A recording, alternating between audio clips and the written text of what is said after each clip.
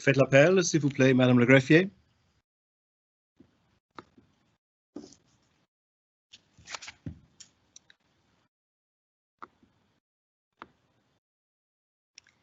Chloe Connor. Present. Josephine Peel. Present.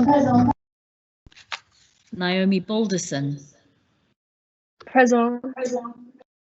Ellie Daniel. Present. Ruby Clark. Present. Anna Indellenbosch. Present. Ruby Filial.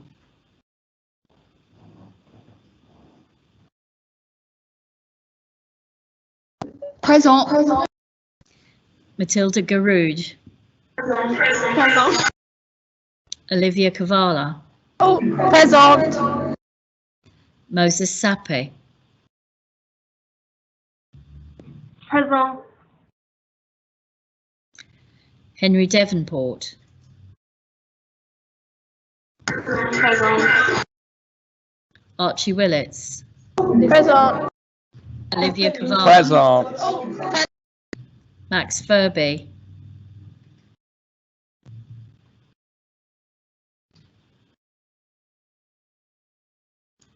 Max Furby.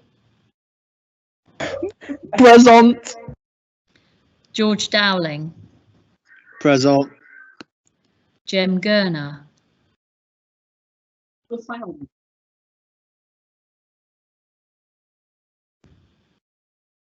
Jem Gurner.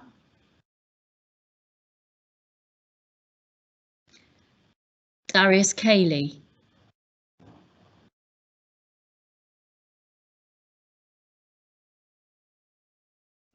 Ralph Amos.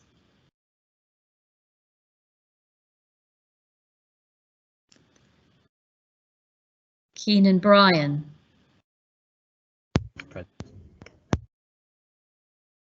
Keenan Bryan. Present. Ben Haffey. Oh, well, you said my name before. Ben Haffey.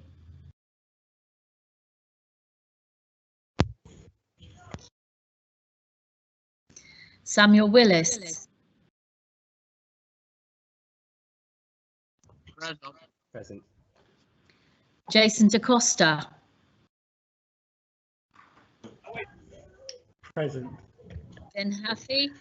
Axel Nixon. Present. Claire Lefondre.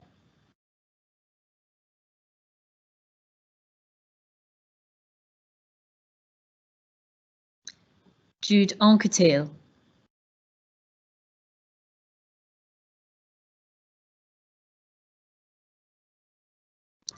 Present. Present. You've already said. Lillian O'Neill. You already said it 3 times.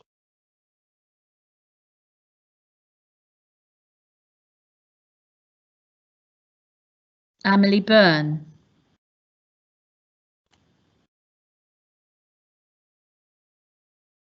Alex Hammond.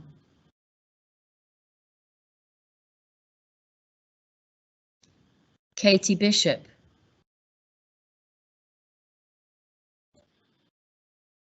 Bridget LeBrock.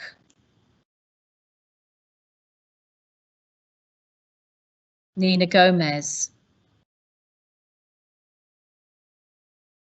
Katie LeSaint. Eleanor Bailey. Noah Jervis. Present. Edith Brown. Present. Diana Casagas. Present. Jennifer Rodriguez. Present. Jordan Black. Present. Emily Rodriguez. Present. Cole Graham. Present.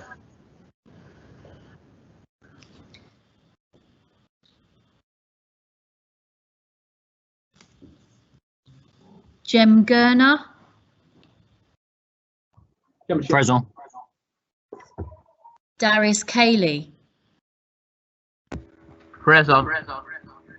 Ralph Amos, Present.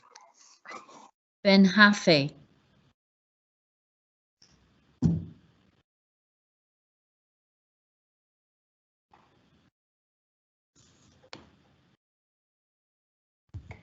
it appears that the problem we have is the connection with Bowlier Convent School. So I think as an alternative, we're going to try and hook up with them via the chamber. It might be an idea for us to take a 10-minute break just while we do that, in order that everybody can join us. So if we try and reconvene at 10 to 2 to allow us time to get that sorted in the background. Thank you. All right then. Well, then we will stand adjourned until 10 to 2.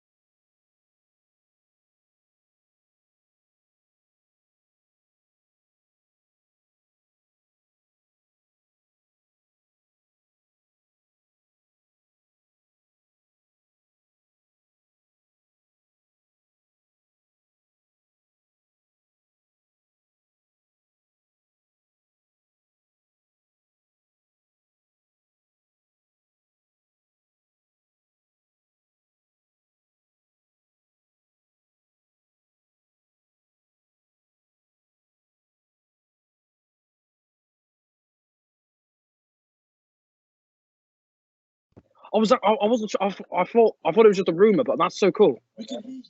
Okay.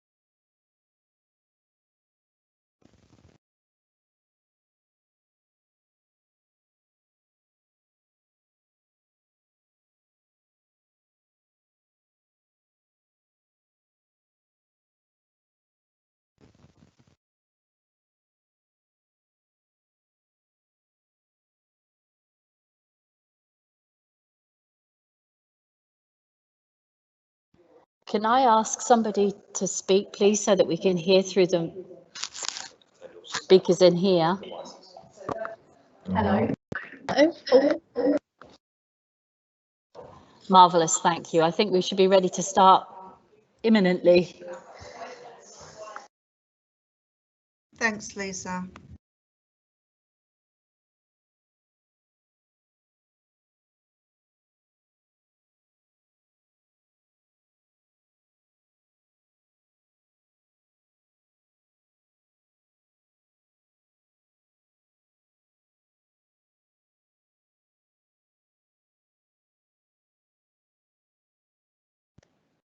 Three, four, 4, 3, 2.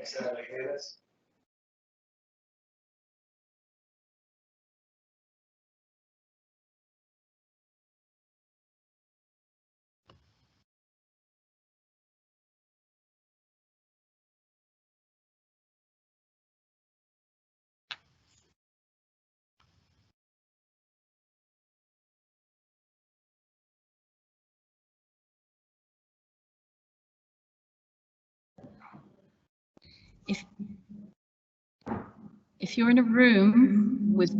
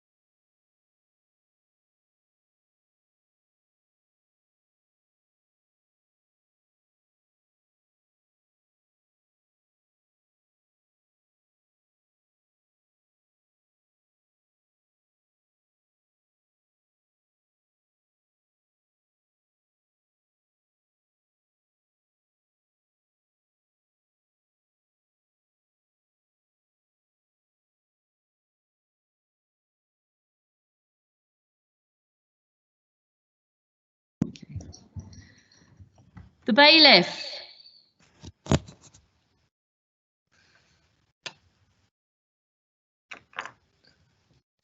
Est-ce que vous avez fait l'appel, Madame la greffier? I will call the members remaining, sir. Oui. Claire Lefondre. Jude Anquetil. Lillian O'Neill. Amelie Byrne. Alex Hammond. Katie Bishop. Bridget LeBrock. Nina Gomez. Katie Lasainte. Eleanor Bailey. L'Assemblée est au nom, Monsieur le Président. Very well, we'll now have prayers led by Diana Casegas.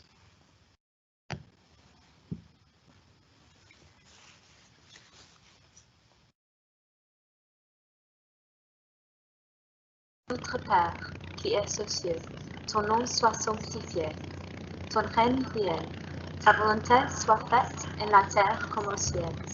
Donne-nous aujourd'hui notre pain quotidien, et nous pardonne nos offenses, comme nous pardonnons à ceux qui nous ont offensés. Et ne nous induis pas en tentation, mais délivre-nous du mal. Car à toi est la règne, la puissance et la gloire, au siècle des siècles. Amen.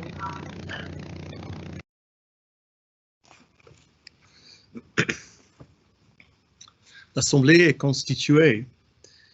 I'm very pleased to welcome all of you as members of the Youth Assembly to this sitting today.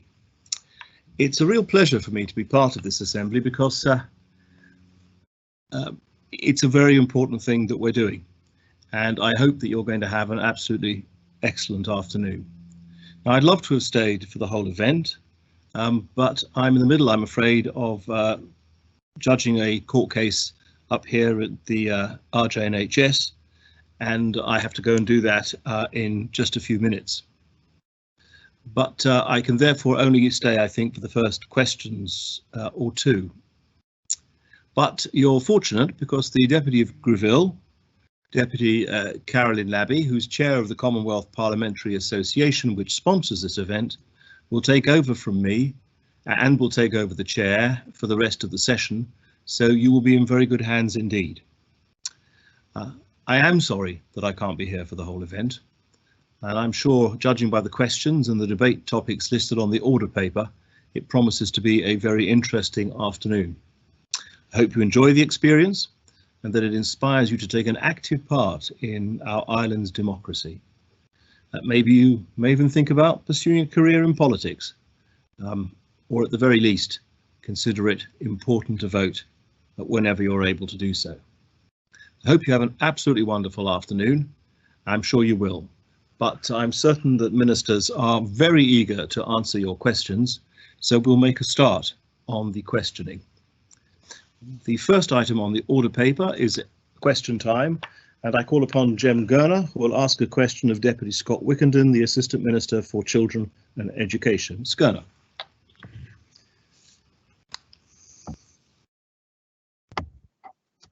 Is diversity part of the primary curriculum?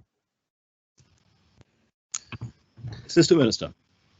Good morning, ladies and gentlemen. The simple answer is yes. Diversity forms part of the relationship strand of the PSHE curriculum, and students from key stages 1 and 2 are taught to respect diversity and equality in relationships.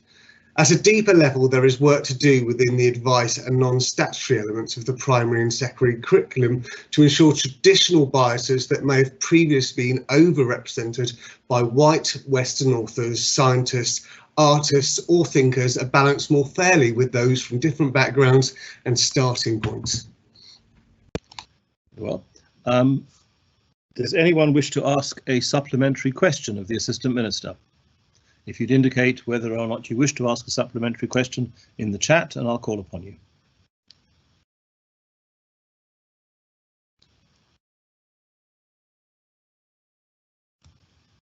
Well, if nobody wishes to ask us, well, you'll have a right to a further supplementary, Mr. Gurner, in just a few moments. I just want to give anyone else the opportunity of asking a question first. Very well, if no one else wishes to ask a supplementary question, Mr. Gurner, you have the right to the last supplementary question. How do you overcome the barrier certain religious beliefs pose when promoting non-traditional relationships in education? Thank you for that question. I think that certainly in the PSHE curriculum, we need to be aware of all different kind of religious groups and backgrounds, and it should be an important part of the curriculum for diversity at all levels. But it is about just making sure that we are teaching about different religions and what's important to those religions within the curriculum. I think that's the only way we can do it. Well, thank you very much. Sujana, we now have next a question from Matilda Garood of Jersey College for Girls, who will ask a question of Deputy Kevin Lewis of St Saviour, who is the Minister for Infrastructure. Ms Garood. How many elected members and senior civil servants are provided with free car parking? Minister. Thanks, sir.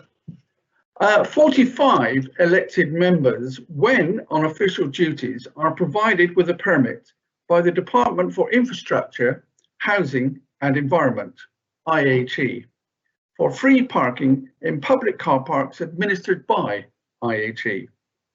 Government employees are not provided with a permit for free parking in public car parks by IHE. However, parking exists at many Government of Jersey sites across the island for the benefit of employees and visitors to use without charge. IHE does not hold information on which employees can make use of this parking. Thanks, sir. Thank you, Minister. Are there any supplementary questions to ask of the Minister?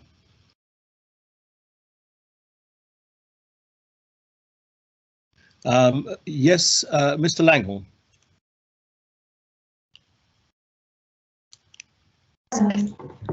At the height of the pandemic in Jersey, the states found the funding and the spaces to give the frontline healthcare workers free parking. States members have and continue to have this benefit, even though they are not frontline workers. Can you explain how it is fair that healthcare workers have now had that benefit revoked, while the states members still park for free? Well, indeed, they were granted free parking. In fact, the whole of Patriotic Street car park, which is a large multi-storey car park, was handed over to the health unit at the General Hospital, and which was greatly received. In fact, all the car parks were free to the general public, but that particular car park was reserved for the health authorities. Likewise, Lay-by 7, which was opposite the Nightingale Hospital, which I'm grateful to say we didn't have to use.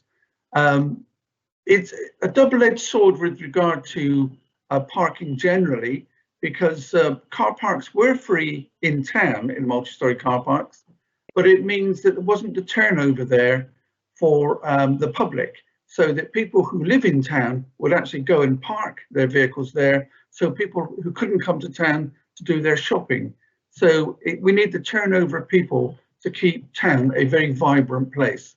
And as I say, states members only use the car parking when they're on states business. Thanks, sir. Very much. Now I have listed up here, I think I've called on Stuart Langhorne, but that didn't sound like Stuart Langhorne who answered the question. Was that Naomi Balderson? It's a bit difficult for me to understand who's actually wanting to ask a question, so I'll ask it again. Would any other participant wish to ask a supplementary question of the Minister? Yes, can I ask another? Yes, who is that? So, while state members are out on government business, they are allowed to park wherever they want. Why cannot nurses do the same?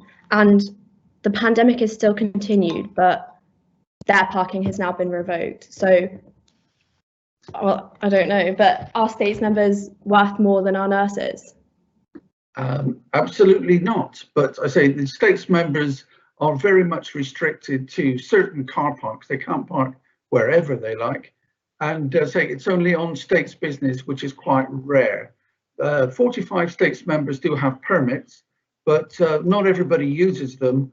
Quite a few actually cycle, many catch the bus, and some, like myself, being a St Saviour deputy, actually walk to the States Chamber. So it's quite a varied amount of people using it. Thank you very much, Minister. Could I just ask who asked that last question, because it's not quite clear to me on the chat who's actually asking the questions. Who was it who asked the last question?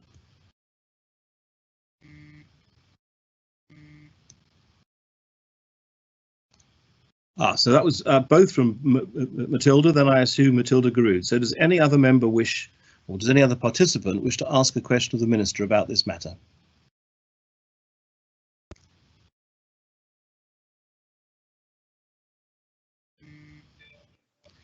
Yes, Ellie Daniel. The parking permits are worth £147 a month. So how do you know when they're parking and where? Well, we don't basically, but most States members use the car park up at Pier Road, which does have an awful lot of spare space. Many people who come to town tend not to like Pier Road too much because it is a bit of a walk up the hill, plus it's a little bit exposed weather-wise. So there's always plenty of spare parking up at Pier Road. But as I say, we take States members at their word. But as I say, they don't have to come into town very often. More so now we're working remotely. Do you want a follow-up question, Ms. Daniel?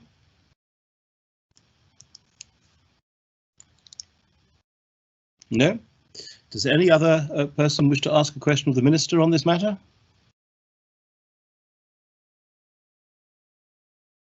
Well, you get a final supplementary, Ms. Garud, if you wish. So the mention of spare space there, I think, is quite significant, because if that spare space is not being used all the time, why can it not be used for our nurses and frontline healthcare workers while the pandemic is continued? To a great extent, they are, because we are offering free parking on the 10th floor of Pier Road Car Park to anyone, including the medical staff who are coming to have their vaccinations at Fort Regent. So there's free parking for 2 hours at the top there, plus the medical staff can park there without charge. But as I say, it's a turnover that we need basically. It's not a question of value. We value all our medical staff, but as I say, it's a limited use by States members. Thank you very much, Minister. The next question is from Archie Willits of Victoria College, who has a question for Deputy Richard Reniff, the Minister for Health and Social Services. Mr. Willits.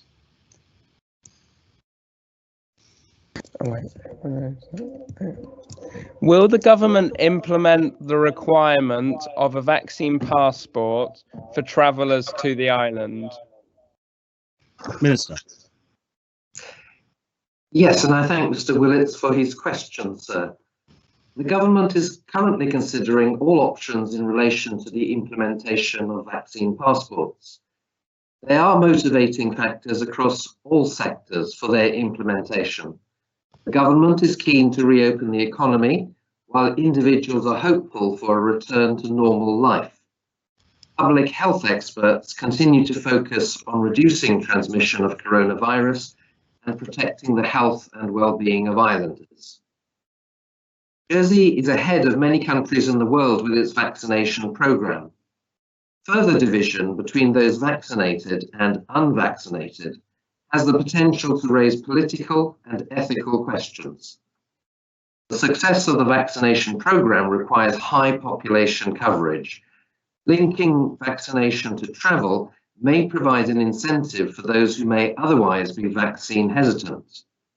However, there are those who may be unable to receive the vaccine, and receiving the vaccine is not mandatory. Imposing restrictions to travel based on vaccine status implicitly mandates vaccination. It makes it a political issue, and it may have a negative impact on vaccine uptake. This could have a negative effect on the island and undermine the success of the COVID-19 vaccination program.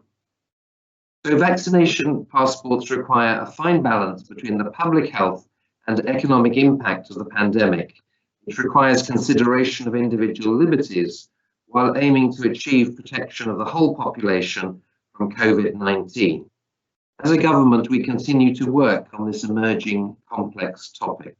Thank you, sir. Thank you, Minister. Do you have a supplementary question for the Minister, Mr. Willits?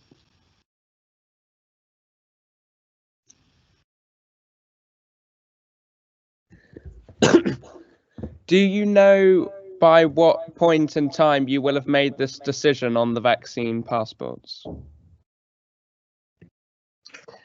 So we don't know precise date as yet, but so much depends on what is happening internationally also. There's no point in Jersey creating something if it's not going to be recognised in the UK or other Crown dependencies or through Europe. So there are bodies across the world that are working on this, including the World Health Organization. And the UK government is working on what may be possible also, and we are in contact with the UK government to ensure that whatever might be introduced is something that is recognised at least throughout the what is called the Common Travel Area, which is the United Kingdom, Crown dependencies, and the Republic of Ireland. Thank you. Very much, Minister. Does any other participant wish to ask a question of this Minister on this topic? Mr. Cayley. If vaccine passports were made mandatory, would they be for all travelling to Jersey or only for foreign nationals travelling to Jersey who don't reside here?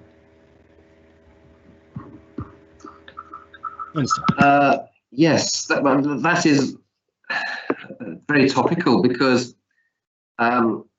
would it be lawful or ethical to draw distinctions? We would need to, the desire is to have an assurance of people arriving in the island that they have a COVID status, which means that it is safe to bring them to the island. But of course, many people arriving are local people. They will have gone off island for their holiday or to visit relatives in the UK, and they will come back to the island. I think it would be unfair if local people had a free pass, as it were, and citizens from the UK or other countries had to jump through hoops to get into Jersey. COVID is no respecter of nationalities. The risk is the same for everybody. So I think the same rules should apply to all arrivals. Thank you. Do you have a supplementary question, Mr. Daly? Mr. Cayley, I should say. Yeah, yes, I do. You mentioned that it would be unfair to distinguish between locals and foreign nationals, but doesn't our housing policy, for instance, already make that distinction? It does. That is an area completely separate from travel. Of course, everyone is permitted to enter Jersey. It's a question of who is entitled to work in Jersey and who is entitled to access accommodation in Jersey. And because of our limitations in our area, and it has previously been ruled in court hearings that it is lawful for Jersey to impose restrictions on who may acquire residential or housing rights and rights to work in the island. Thank you. Does any other participant wish to ask a supplementary question before I give the matter back to Mr. Willits? Mr. Jervis. Good afternoon, according to BBC, there is no evidence that any of the current COVID-19 vaccines can completely stop people from transmitting the virus. Does this not raise consequences that if people enter Jersey while still carrying the virus, are we not putting people at risk? Minister. Yes, indeed. That's a very good point that Mr. Jervis makes. It's not clear, and organisations such as the World Health Organization are still working on this. It's not clear how far the vaccination prevents us who are vaccinated transmitting the virus. There is some evidence that we wouldn't transmit it as much, we wouldn't be carrying as much virus, but it doesn't seem to be the case that we would cease to be carriers. So you might ask, what is the point of a vaccination passport? So what is being thought of at the moment is a kind of certificate that would give our COVID status.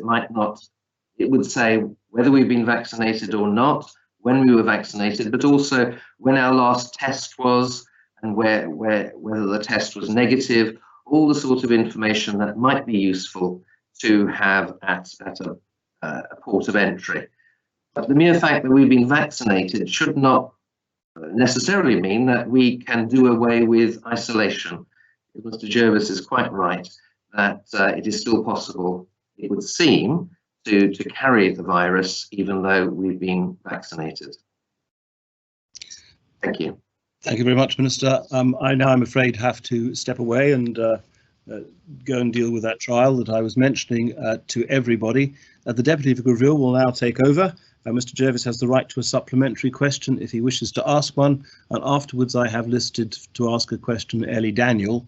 But as I say, you will now be in the hands, very able hands of the Deputy of Greville. Thank you all very much indeed, and enjoy the rest of your day. Thank you, sir. So I'll ask Mr. Jarvis, did you have a supplementary question you'd like to ask?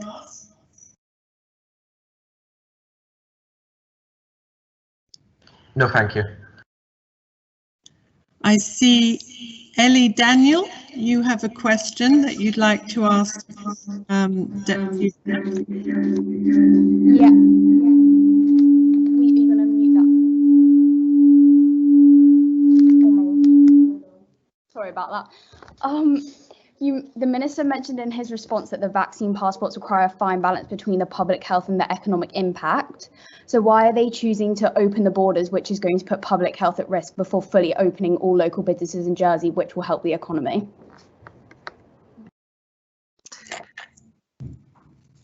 So Jersey is a very connected island with all sorts of commercial links, principally with the UK. And we also have family links. There are a lot of people in the island who have family in the UK, and there have been traditionally extensive movement between Jersey and the UK. So it is felt that we can't close ourselves off from all those links for the good of our own well-being as islanders, but also the economic situation, which we do have to take account of. And we cannot run down our economy, which provides us with so many good things in terms of the income that comes in, allows us to afford schooling, health services, etc. So we have to weigh up against that the risks of being an open island, but also put in place measures to protect the island. So it is the case that no one can simply travel to the island and wander about. You have to take 3 tests, and at the moment you have to isolate for 10 days minimum before you can move around the island. From the 25th of April we'll be a little more nuanced, and it will depend upon where you've come from, where you've travelled from. If you come from a risky red area, you will still have that 10-day isolation. If you've come from a green area, which is assessed at some place that has low rates of COVID, we will ask you to isolate until you've received your first negative test results. That worked reasonably well last summer, and we're proposing to introduce that once again. I hope that helps answer the question.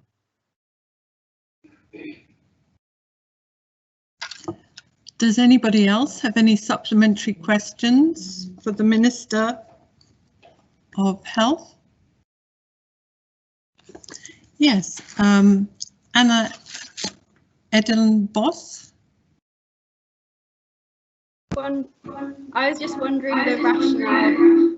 Sorry, I was just wondering the rationale behind letting boarding school students come back without having to isolate for the full length period.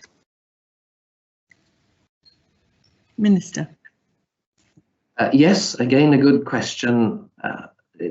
So this is very carefully considered. Boarding schools are very closed communities, one could say, where the occupants are tightly controlled and watched. They're not in the communities around them, but they form their own smaller separate community.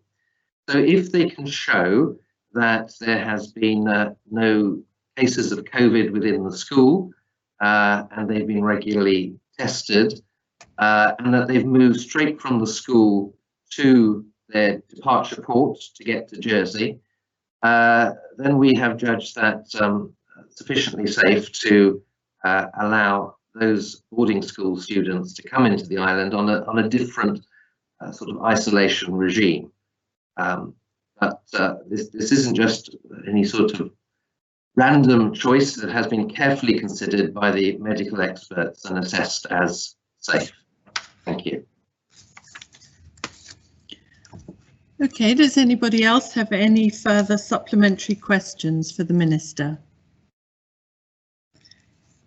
If not, I'll ask Mr. Willett, who asked the original question, if he has a final question. I would like to thank the Minister for his response. I have no more questions. Thank you very much. Thank you. We now turn to a question from Jennifer Rodriguez of Holia, and she will ask a question of Deputy Scott Wickenden of St Helier, Assistant Minister for Children and Education. Deputy. Is a review of a PSHE curriculum in the pipeline? Thank you for the question. There are currently no plans to review the personal, social, health and economic curriculum at present. A mapping exercise to compare the developing PSHE curriculum in England was carried out with the Jersey Curriculum Council in March 2019. The draft guidance available as part of the UK development was examined closely to ensure that the Jersey curriculum was still fit for purpose. At this meeting, it was also agreed to carry out a review of PSHE in the secondary schools. This review was completed in the end of 2019, and as schools are currently working on the recommendations, it would not be appropriate to establish an additional review at this time. Do you have a supplementary, Ms. Rodriguez? Yes, with the recent news and statistics such as the 97% of women who are sexually harassed being released, what do you plan on doing to educate young people within the PS curriculum to address violence against women, such as the murder of Sarah Edward and the Boys Will Be Boys? I don't know if the Assistant Minister was able to hear that. I was struggling. I think I got what was the gist of the question. Thank you, sir, madam. Thank you. Sorry. So the PSHE curriculum is a framework in many ways for how it's taught in schools, and schools will actually vary what they're teaching for the PSHE depending on the context of the school or what's going on in the media or what's going on in the world right now. So there is no strict stopping of dealing with issues like violence of women if that is something that needs to be increased within the curriculum, and it would be up to the schools to choose if they wanted to increase in certain areas. And likewise, students should always ask teachers if they could elaborate on certain areas if there is something that they are worried about in this curriculum that needs to be increased on. Okay, thank you. I see a question from Anna Edenbos that she would like to ask the Assistant Minister. Anna?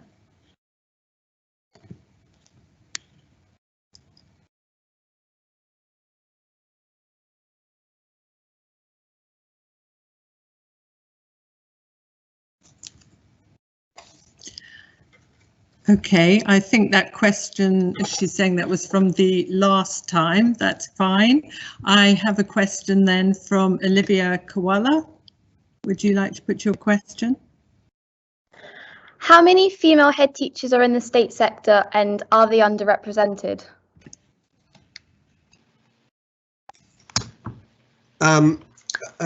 Thank you for the question, Olivia. I actually don't know that information off the top of my head here, and I don't have it readily available. But what I can do is I will make sure that I do get that information. Now, the question about if there are less women in the schools teaching than there are males, then they would be underrepresented, and that would need to be looked at definitely. So I'd be interested to hear the answer to that question myself, and I would look at any underrepresentation to see what I could do about it. I will get the answer and it will be distributed to everyone. Okay, thank you, Assistant Minister. Does anybody else have any questions? Naomi Balderson, would you like to put your question? But I was going to ask, with the significance of the sexual harassment issues arising within schools, do you not think anything should be introduced into the education system, especially PSHE, about this issue, as it's a critical learning opportunity? I have to say PSHE was brought in as a statutory curriculum in 2014, which is a long time after I left school. The PSHE has got lots of areas that talks about health and well-being, relationships, living in the wider community. And when it comes into relationships, it is talking about how to recognise risky or negative relationships, or how to respect equality and diversity in relationships. So there is a strong level of teaching in awareness of respect for different genders, and that is in the curriculum. If it's strong enough, I would have to say, personally, I don't know, due to the fact that I haven't been in the schools and this is a very new position for me, but I do know that it is in the curriculum. Any further questions? In that case, I'll ask Ms. Rodriguez if she'd like to ask a final question. No, thank you.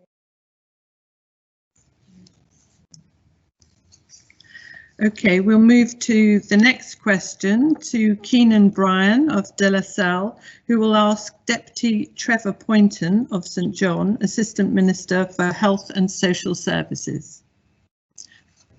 Mr. Bryan. What specific facilities and support programmes are provided for young people who experience mental health issues? Deputy. I do apologise, I had not got my sound or camera on, but I'll be with you in a moment. Oh, we can see you, Deputy. Good. And my answer is, Ma'am, there is a broad spectrum of facilities and support programmes available to young people who experience problems with their mental health. These range from specialist services such as the Child and Adolescent Mental Health Service, CAMS, to many more universal services provided by government, charities and other third sector organisations.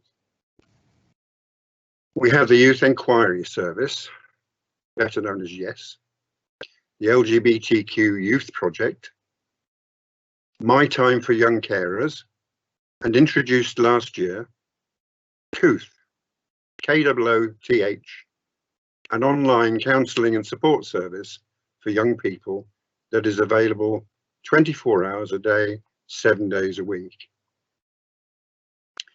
We also have services in schools provided by school counsellors and the Psychology and Wellbeing Service. Mind Jersey, Brook, Jersey Hospice and the NSPCC and Dewberry House all provide a range of services for children and young people, such as mental health support, bereavement support, sexual health advice, and much more. The Government of Jersey has recently launched the Together We're Here For You campaign to help islanders recognise the signs of poor mental health and where to go for support. Every household will, if they haven't already, shortly receive information about mental health services. I have to say that my copy arrived yesterday. Thank you.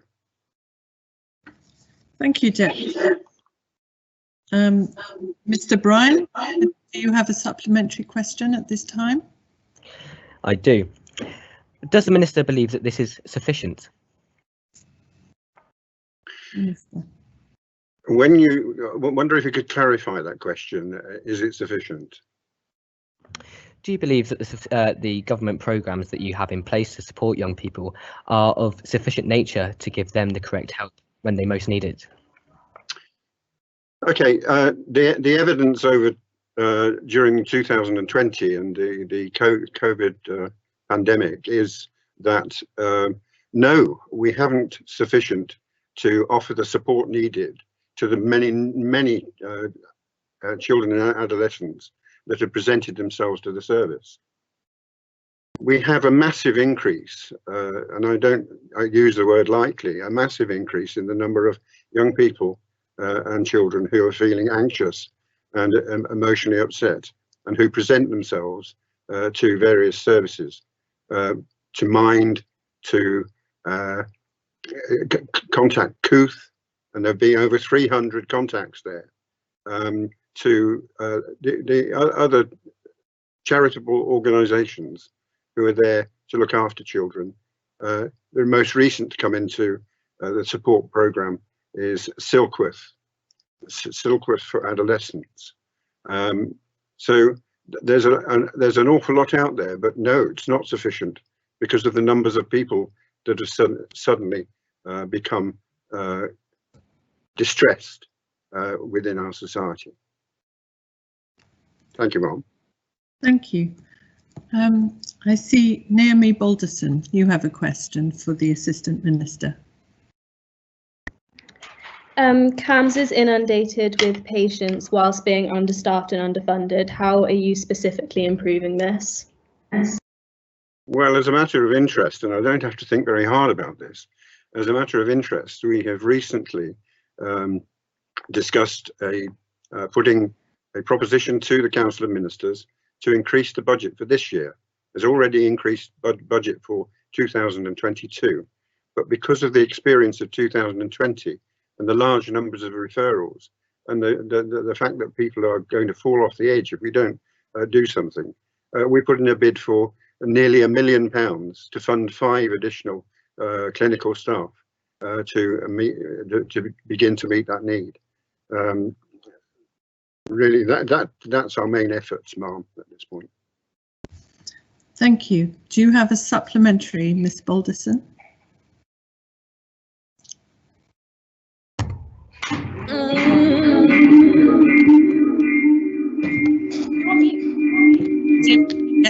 Quite a bit of feedback from you. Okay, I'll put the next question to Olivia Koala. On an article written at the beginning of this month, it was mentioned that the Government of Jersey is investing in a wider range of services, with the draft strategy open for consultation this month. It is now 2 days until April, so what are you planning to do to support young people's mental health? Cooth is not available all the time for online counselling, and the number of hospital admissions are increasing. Thank you, Naomi, for the question. Yes, it is a cause of great concern that the numbers of people utilising Robin Ward have increased significantly. And the majority, if you look at percentages, of people now utilising Robin Ward seem to be children with mental health issues. The other thing we're doing is that we've recently taken a contract with Mind Jersey to establish a drop-in centre for young people and to support those young people. And of course there's support for young families at places like the Bridge for people to address early issues. The service with CAMHS is significantly under pressure, and we are endeavouring, as I said in my last answer, we are endeavouring to increase the numbers of practitioners who offer a service to young people and children. I hope that answers your question, Mom. Thank you, Assistant Minister. Does anybody else have any supplementaries for the Assistant Minister? I see, well, Keenan Bryan, you have the last supplementary.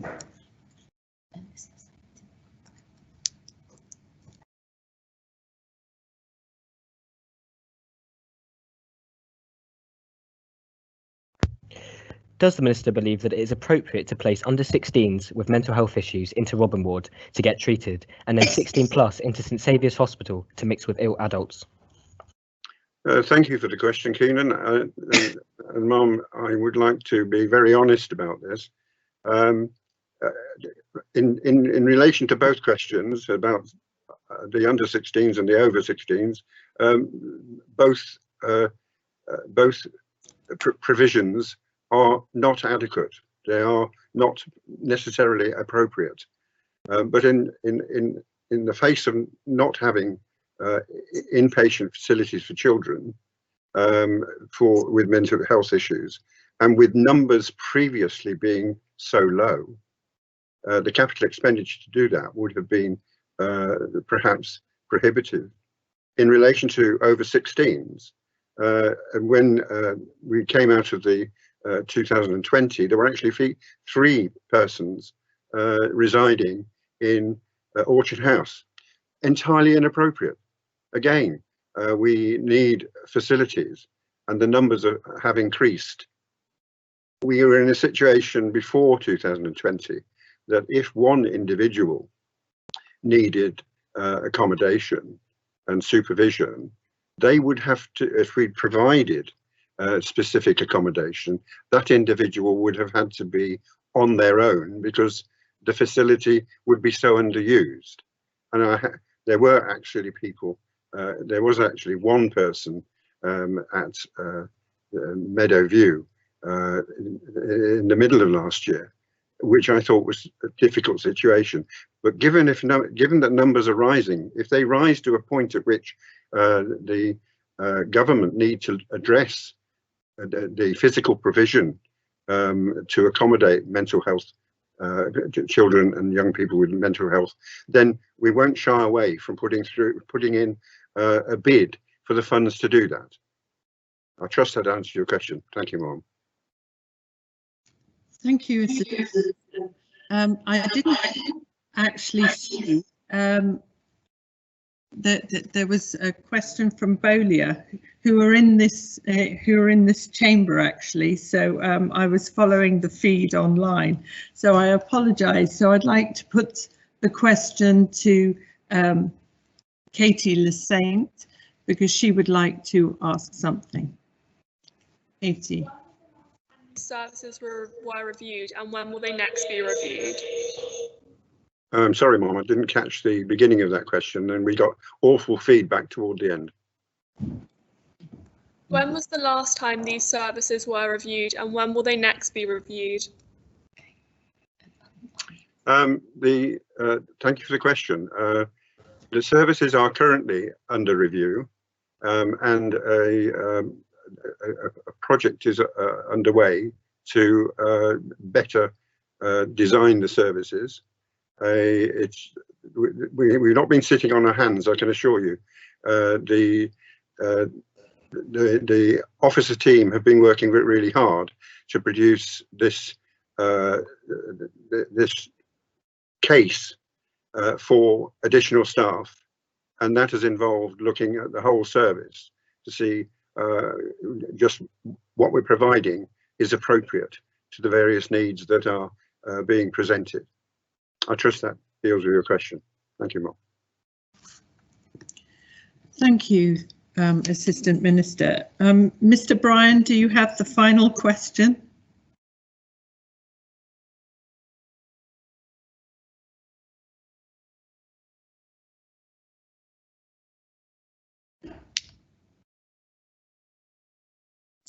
I'm not getting anything, so I think we'll move on to the next question, which is Bridget LeBrock of Bowlia, who will ask a question of Connétable Len Norman of St Clement, who is the Minister for Home Affairs.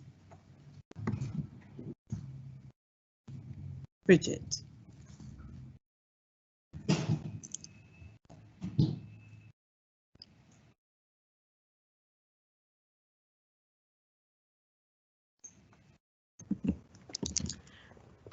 Does the Minister consider that Jersey streets are safe?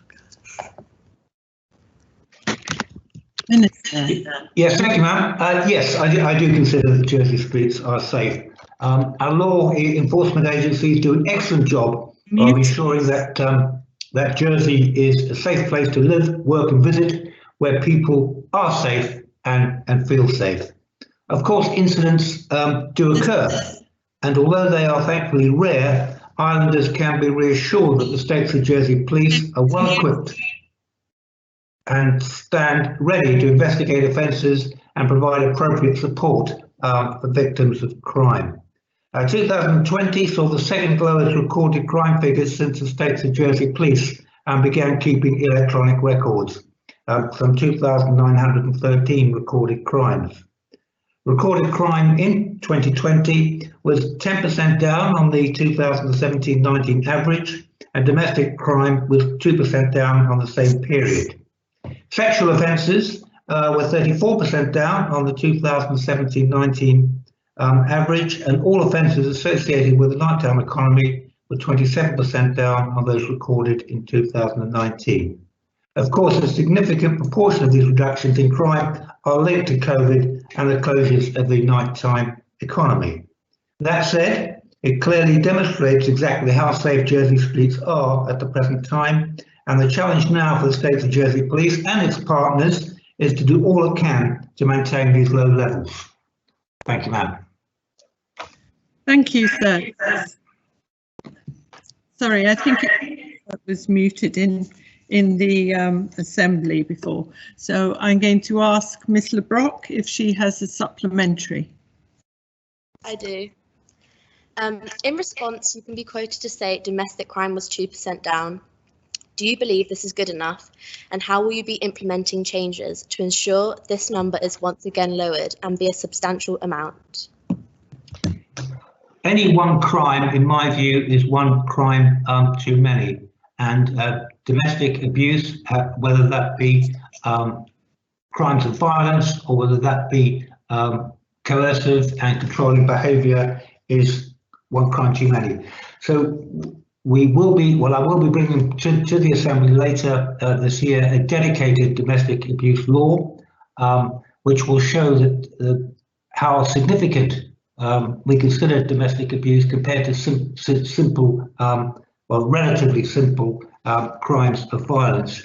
And in that, we will include a domestic abuse register. Therefore, in all perpetrators of such crimes would be, if the court decided, be placed on that register and could be notified to any future partner about the risk that they that the future partner might be at risk of. This would be similar to the sex offenders register. So a lot of work going on in this area. And yes, you're quite right. One crime of domestic abuse, one crime of abuse is simply one crime too many. Thank you very much. I think I've got Naomi Balderson who would like to ask a question. Naomi. There is violence and harassment towards women in Jersey. However, due to the lack of recorded crime and low success rate at trial, the data the minister stated doesn't support the actual rate of crime. What are you doing to prevent misogynistic culture in Jersey streets? Well, what we want to do, I mean, you're quite right. The lady's quite right that sexual assaults and so on are probably well underreported. And we need to encourage ladies in particular, but of course it can happen to men as well, that they do report inappropriate sexual advances, harassment and assaults. Because I think what the police have proved over the last few years, if they do take these complaints seriously, they listen very carefully, and they investigate these complaints very thoroughly. So my advice to people who are subjected to inappropriate behaviour of this type is to ensure that they do report it, and I will give them the assurance that they will be taken seriously. Okay, do you have a supplementary, Ms. Balderson? But is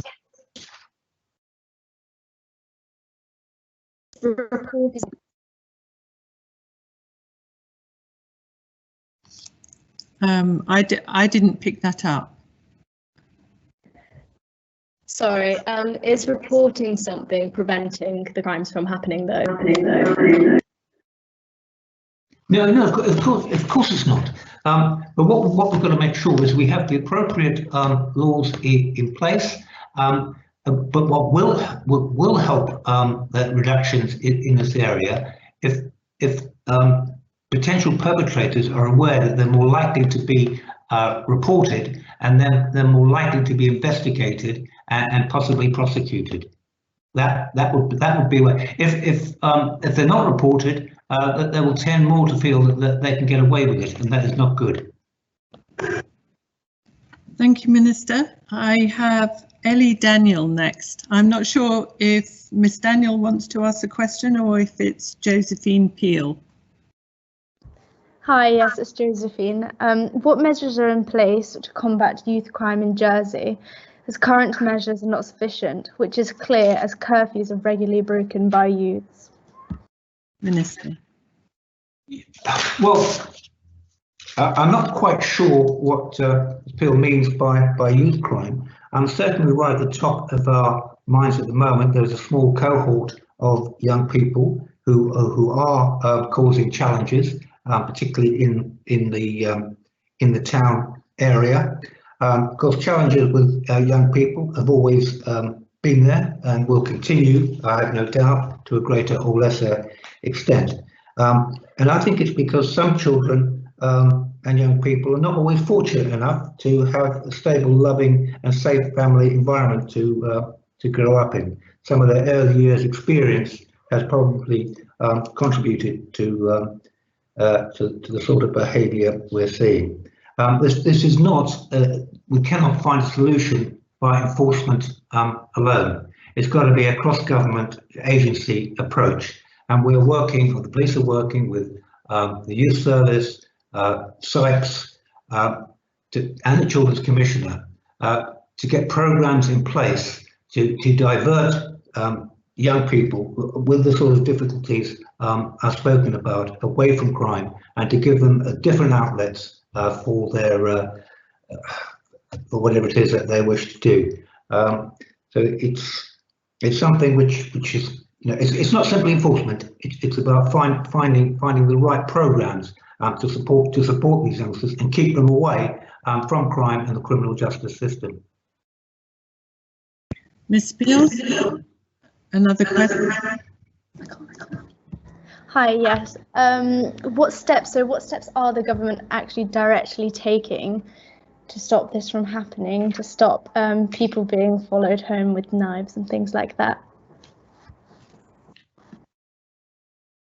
Well, what we've been able to do over the last year or so is to increase the number of police officers in the force from 190 to 215. So there will be more police officers either on foot or in vehicles patrolling the town and giving people support where necessary. Also, it's not only the States of Jersey Police, but the Omni Police too have increased in numbers over the last year. It was quite a successful recruitment campaign.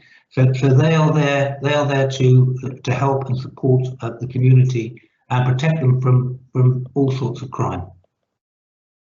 Thank you, Minister.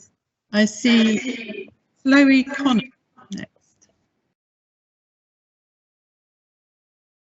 Are you considering following France's example by making street harassment illegal and/or implementing fines for perpetrators? Making what illegal, sorry? Street harassment. Street harassment. Well, I don't know particularly about street harassment, but any harassment could be a criminal offence in any event under our current legislation. Do you have a supplementary, Ms. Connor? Tell me what street harassment. Street harassment as in sexual harassment in the street, e.g. catcalling or wolf whistling. Well, any inappropriate behaviour towards ladies, girls, young men is potentially an offence under the 2018 Sexual Offences Law, and behaviour like that needs to be reported. And it's not for me to make a judgment about which actions are legal or illegal. At the end of the day, that comes down to the Crown officers. But if anybody is being harassed in this sort of way, then it needs to be reported, as I said earlier, because if they're not reported, then people who perpetrate these type of offences will feel that they can get away with it, and that is wrong.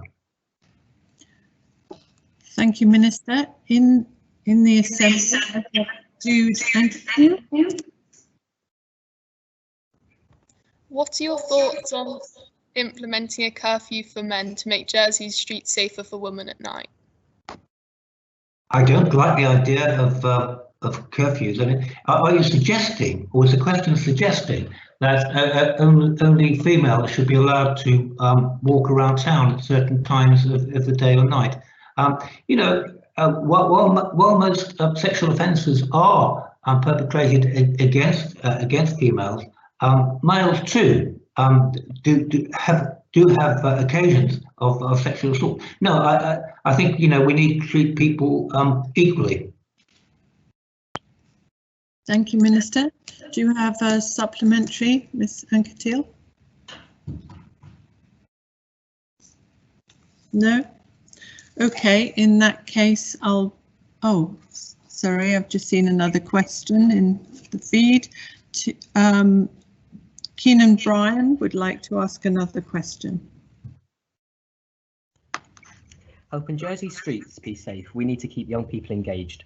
Would the Minister agree that the government need to provide the Jersey Youth Service with more funding to allow them to be on the streets on a Saturday and Friday and Saturday night? Well, sorry. Is that the question?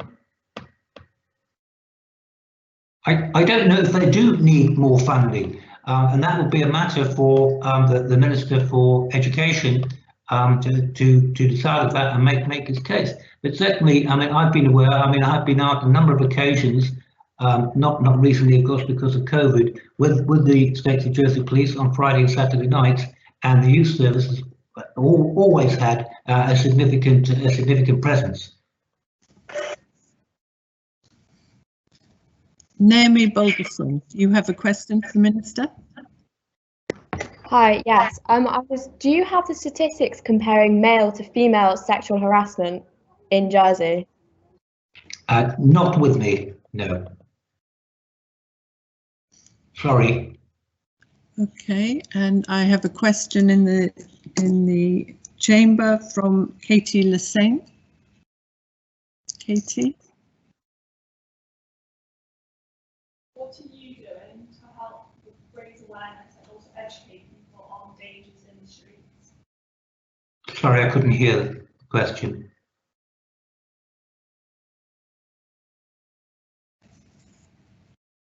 What are you doing to raise awareness and help combat danger on the streets?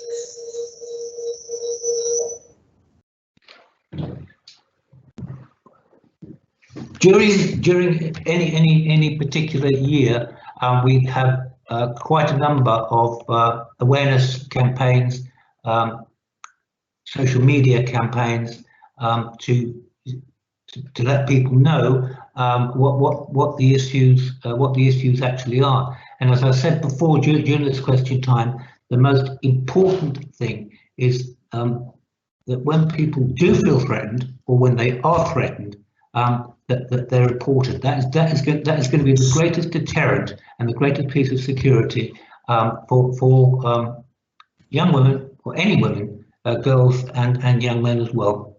It is a matter of having faith in the police, and people should have faith in the police, because they do listen and they do take any allegations of this sort of activity very, very seriously. Thank you, Minister. I'd like to put the last question to Ms. Le Brocq. Do you have a final question, Ms. Le Brocq?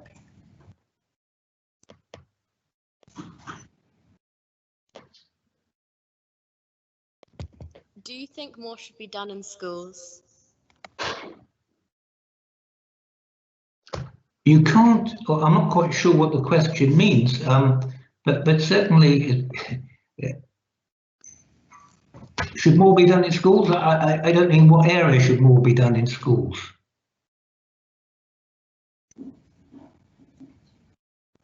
To educate young boys and girls about what not to do. Yeah, I think there is a place for that in schools. There's also a place for that in families as well. I think the whole of the island, all agencies, all individuals have got to play their part. Okay, thank you very much, Minister. I'd like to now ask Olivia Koala of Jersey College for Girls, who will ask a question of Deputy Judy Martin of St Helier, who is the Minister for Social Security. Ms. Koala. Will you be making period products free for all people? Minister. Thank you. Thank you for the question. In a response to a petition on this subject earlier this year, I committed to undertake further work on the issue of period poverty in Jersey, so as to understand the extent of the issue and the needs of those affected. A key part of that work will include hearing directly from women and girls in order to gain their views and their experiences. In addition, it is also necessary to consider the cost implications of providing free period products, both to ensure the government makes the most effective use of public resources, and so we can begin to consider how any requirement of free period products might be best funded. Once this work is completed, an informed decision can be made about the extent of any free provision in Jersey. Thank you. Thank you, Minister. Ms. Koala, do you have a supplementary? Yes, please. Go ahead. The response you have just given is very much the same as the response you gave in December. What have you done since then? Since then, I have met with a charity that provides free products to school. I've had conversations with representatives in education, and I'm eagerly awaiting the Scottish implementation, because I certainly wouldn't want to reinvent the wheel. And I'd like to know how, if it's free for everybody, it is actually going to be implemented, and that was only passed, I think, November last year. So eagerly awaiting, talking, and as I say, more views. We need to get to the people this is actually affecting. So if anyone can, speak to your at school, in your workplace, and make sure that that the consultation will be coming out. Thank you. Thank you, Minister. I now have a question from Matilda Garud for you. Matilda. Hi, yes. So when states are deciding how taxpayers' money is spent, is it right that instead of reducing prices of period products or making them free, members are prioritising themselves with the previously mentioned costs like free parking? So again, there's always there's 49 members and we park for a little time. I don't know the cost. I think this could be hundreds of thousands to $1 million. Are there other things I could make free or supplement more? And that's why I need to know the problem. And really, I think I'll leave it there. There is no free, and I absolutely understand what you're asking me. There's always a weighing up to what can you, who needs this. I don't even know where I'd start. I'm told that a lot of girls now start their period about 9, and then you go up to 55 because a lot of women have their period till 55. All these decisions need to, you know, to come out in the talks that I'm looking for. Thank you. Okay. Do you have a supplementary, Ms. Garrard? No. Okay. Ellie Daniel, do you have a question? Yeah. Just to answer the question that you just asked, the cost of the parking for the States members is £184,000 a year. Could that not be used? And the reason that you don't know how many children need these products and the cost of that is because you do not have the sufficient amount of statistics on child poverty. So don't you think that you should be spending that? So couldn't that money be spent on the period products if you knew the right amount of children who needed them? Minister. And the Miss Daniel has just put a completely different question to me. Is it just for people at school? The question is for all, and that is what Scotland, the petition was following Scotland to make free period products for all who need them. Yes, we could take the money away from parking. It needs to be sustainable money. We need to know the question, you know, that what we're addressing, and absolutely fair point. But again, would free period products come above something else like free school meals? These are all decisions that when you know the evidence, you can absolutely decide where to put your you know, taxpayers' money, which is all of us who pay taxes. Thank you. Does anybody else have a question for the Minister?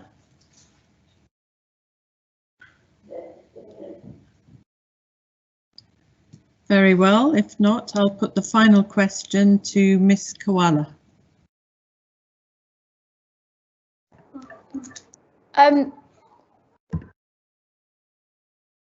You don't give free school meals, so what are you going to do to help that? I was comparing if we had any extra money, or when we raise any extra money, what would win? Would it be free school meals? Is there children who need free school meals more than there are young women who need free period products? I'm sorry, and I don't know the answer to that. We are getting more statistics. We're getting better at collecting these statistics. But when you make a case, that you have to know you have the money and which case out of those would win. And if they both win, again, they have to be costed. And this question is for all people. So for all women to have free period products. And I need to look much deeper into that before I can say yes. Thank you. Okay, thank you. That was the final question. And we now move on to a question from Axel Nixon of De La Salle, and he's going to ask a question of Deputy Russell Labby of St Helier, Minister for Housing and Communities. Mr. Nixon. Does the Minister consider it important to ensure that there is enough affordable housing available in Jersey? Minister. Thank you, ma'am. There are a number of important issues which need to be addressed about the current housing situation in Jersey. One of those is affordability, and I recognise the importance of creating a product which allows Jersey residents to buy their own home.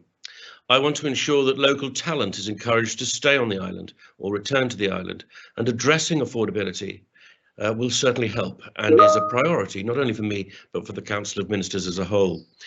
Addressing affordable housing options is a recommendation from the Housing Policy Development Board and has already been incorporated into the government plan for 2021-2024. Work will commence in 2022 to evaluate a suitable single affordable home ownership product. A sum of £10 million has been held in reserve to deliver this. Andiam Homes already operates its successful Home Buy affordable home ownership product. Legacy home ownership products will remain in place until the expiry of existing agreements. Thank you, Minister. Mr. Nixon, do you have a supplementary? Yes, I do. You talk about keeping local talent on the island. What is your opinion on more heavily regulating share transfers and foreign property investors to ensure that property prices stay reasonable for young talent? Well, I'm on record before I became housing minister of being against the ability for people living in, Moscow, Singapore, wherever, to increase their property portfolio by buying property in Jersey via share transfer. It doesn't seem right when so many local people are looking for housing and that it can be snapped up by investors. The industry might say they need the investment money, but I'm pleased to see that won't be happening on the waterfront in future. Thank you, Minister. Now, on the chat, I have a question indicated from Stuart Langhorne.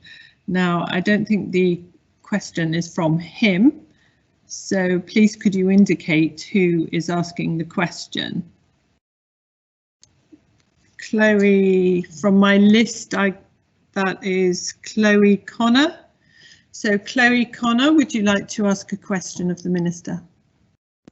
Hello.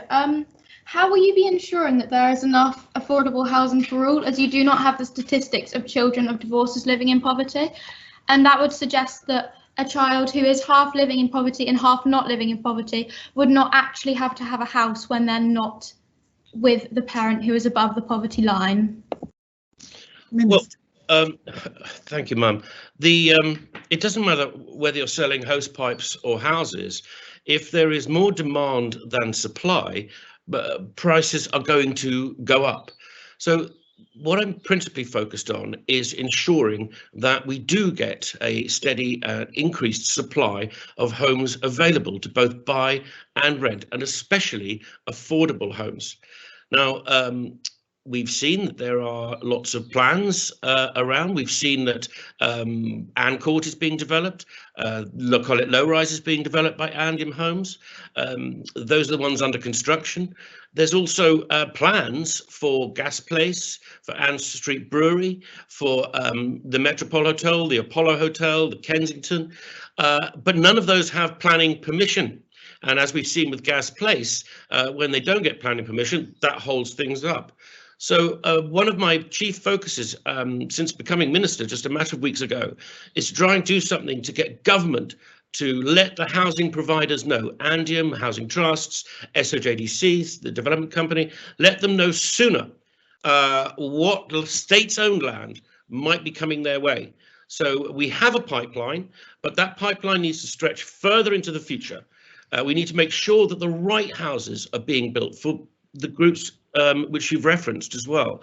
So we're going to have a strategic officer to look at what is in the pipeline in terms of the product, 1 bed, 2 bed, 4 bed, etc., to make sure that everybody, including in the private sector, that we're building the right homes. But we've got to get government to help the suppliers, help the developers by releasing land earlier. Easier said than done, but now we've got certainty with the hospital and with the government building. I'm confident that we can do that. Thank you, Minister. I see Olivia Koala. You'd like to ask a question of the Minister. In the eyes of the government, what is the definition of affordable? Minister.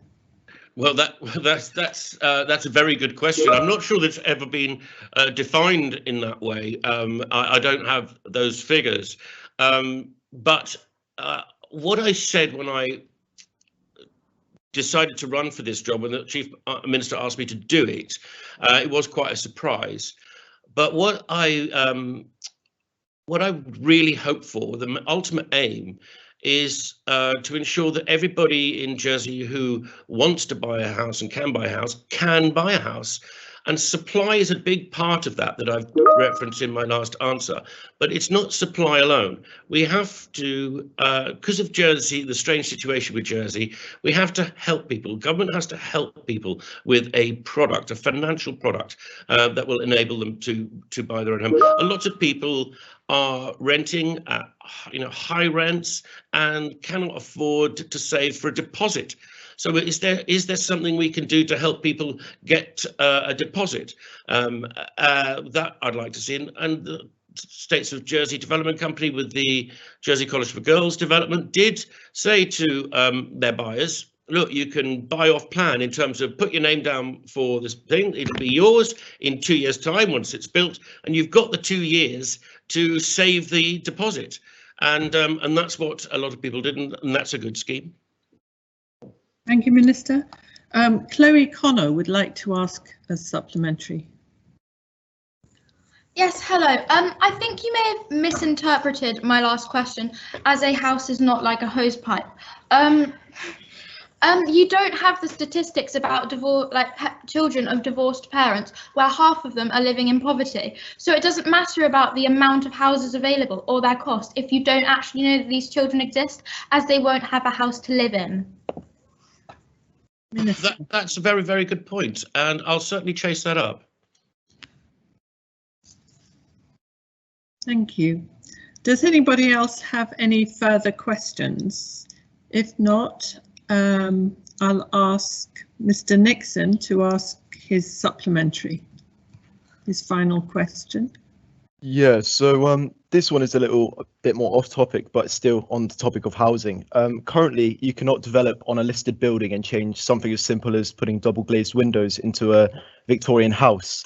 However, the states are planning to demolish the Mayfair Hotel on St Saviour's Road, where there are Victorian houses within 50 metres, and this demolition could actually, compromise the foundations of these Victorian houses, which is, more of a change than changing windows to double glazing. How is this fair? All right. Minister. Oh, that's a very specific question to the Mayfair. I hadn't heard that there were concerns about the listed buildings that neighbour the Mayfair, but with it does happen everywhere. It happens in St Helier an awful lot and elsewhere in the island that a new development will be cheek by jowl with listed buildings. Since I entered the States in 2014, I've been very, very active on promoting our built heritage and recognition of it. And I wouldn't want to see any relaxation in those rules. There's a new island plan coming along. We'll have to see what it says about windows, but I've always thought it would, if we're saying to a house owner, look, you've got a listed property, and I know you want to put double glazing in, but we'd really like you to have a product that is suitable for the listing. That's going to cost a bit more. In certain circumstances, I'd like to see, it's not my department, it's planning and environment, but I'd like to see a scheme where we can help homeowners to get the product if they need it. Thank you, Minister. I'd like to now ask Diana Casagas of Holier, who will ask a question of Deputy Hugh Raymond of Trinity, Assistant Minister for Economic Development, Tourism, Sport and Culture. Ms. Casagas. Hi, I'd like to ask, why is the skateboard park being proposed in such an inaccessible location? Thank you. Assistant Minister. Sorry, thank you, ma'am, and good afternoon to everybody. As you know, our overall aim is to improve the island-wide availability of skate parks and urban sports facilities. We have therefore submitted planning applications for skate parks at 2 sites to help us achieve this. One application has been made for Southhill Gardens in St Helier. This would provide a facility in the centre of the island accessible to all users in town and the surrounding area, easily accessible by foot or short bus ride from most areas. A second application has been made for Le Kennevet Sports Centre, St Brelards. This would provide a facility for the west of the island and will be more accessible for people who live in St Brelard and the surrounding parishes. We also hope to provide for the north of the island by making improvements to the existing facility at St John's Recreation Centre, and we're seeking a site in the eastern parishes to provide for the east of this island. Thank you, Assistant Minister. Ms Kazgaz, do you have a supplementary? Yes, I understand that there was a survey put out asking people how they felt about a skateboard park, but given that skateboarding doesn't appeal to everyone, what surveys were undertaken to establish what other young people in Jersey actually want to do?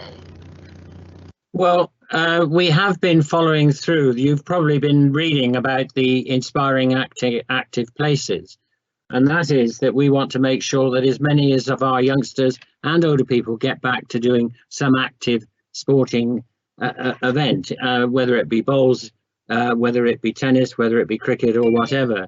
And so we went across most of the schools and most of the younger groups to see how best we can provide the facilities that people want. We have a strong culture here of people wanting to be outside taking part in sporting events. And with all the COVID situations over the last 12-18 months, a lot of us, as we all know, have been locked up. So now we want to make sure that we can get it going again and get more people involved in as many sporting activities as we can. Thank you, Assistant Minister. Chloe Connor would like to ask you a question. Hi, do you think that there is a correlation between the lack of recreational activities for young people in Jersey and the increase in adolescent crime? I have to say that's a very good question, and in my past as being president of the Honorary Police, I always used to make the comment that I'd rather people would take part in activities where they would enjoy themselves with other people than some of the problems that are occurring in the parishes at this present moment. I found one of the comments that was always made to me, and it still is made sometimes now, well, there's nothing to do on the island. And I think when I look across the island and see how many sporting facilities we have, and some of the top class sporting facilities we have, I just wish we can encourage more people to get involved. And I would add one other thing here, that it gives me sort of an opportunity to say that I think the island has fantastic opportunities to push itself as a sports tourism place. People like coming here, and if they can play sport on a very good ground or facilities, then they will come more often. And that is one of my aims, really, to get across to everybody as we try to get out of this COVID pandemic situation. Thank you, Assistant Minister. Do you have a supplementary, Ms Connor? Yes, I do. I assume you understand that we have to pay for these sporting activities, and there are people who are living in poverty that aren't accounted for, as previously stated, who don't have that kind of money as they're trying to find a place to live. So they're going to turn to these crimes, as Will previously stated. So unless you start making things less expensive in Jersey, the adolescent crime will increase. Again, the sympathetic view is coming straight from me. One of the points at the top of my list every time we hold meetings is that it's no good saying that we're going to provide these facilities unless people can afford to use them. And I think that we have to look at ways of making sure that we get people that can't afford. And I don't like going through question and answers and whether you can afford or not, but we've got to make sure that we get everybody involved. And I can assure you that that is one of the most essential things that I'd like to push forward over the period of time. We do need a bit of money for that because we need to subsidise some of the people that really can't afford to be able to pay some of the costs of playing some form of sports. Thank you, Assistant Minister. I've just heard you don't like asking a lot of questions and answers, but I've got a lot of questions lining up for you here. So brace yourself. In the chamber, I'd like to ask Katie Bishop to ask her question. Why is so much time and money spent on the skate park instead of sport like netball, which is a sport with a successful island team but no actual facility of its own? Well, I obviously I don't know you, but that is the actual one of the perfect questions I would like to. I thought I might not get answered. But let's just say that I think within the next couple of weeks there will be an announcement made as to a planning application being made to make sure that we can get netball into its own facilities sooner rather than later. I'm treading on a little bit of ground here because a lot of it does concern fiscal stimulus money, but I hope and can assure you that we are very, very much looking forward to being able to say to Linda Andrews and her team, at last, we may have your netball courts ready for the middle of next year. Wow, good announcement. Do you have a supplementary? Sorry, that was Miss Bishop. Do you have a supplementary? No. Okay, next on my list is Moses Sape. Would you like to put your question? As mentioned previously before, ensuring accessibility ahead of the resurgence of human activity as COVID restrictions decrease is very important. How do the states plan to deal with a large amount of activity in St. Wands, where parking is regularly full on summer days, especially during periods of good surfing conditions? I can't believe this, ma'am. There was a meeting last week talking about that particular issue. The parishes had got together because there's been access or increase in the car parking along the 5 Mile Road there.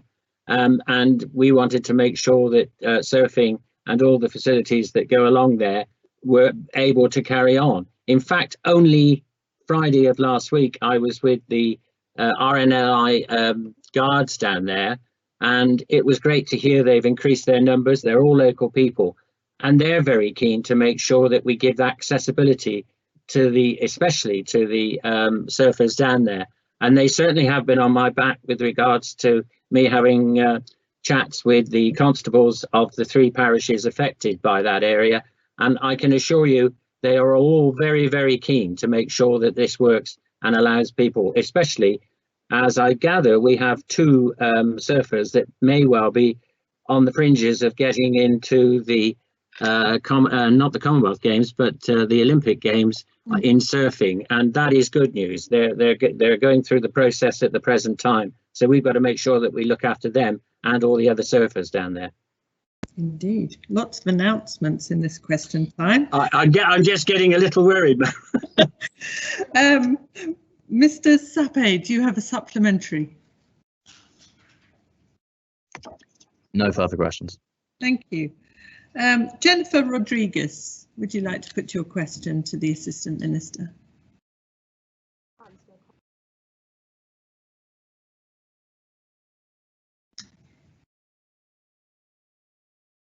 No, I'm not hearing anything. Jennifer Rodriguez? Hear me?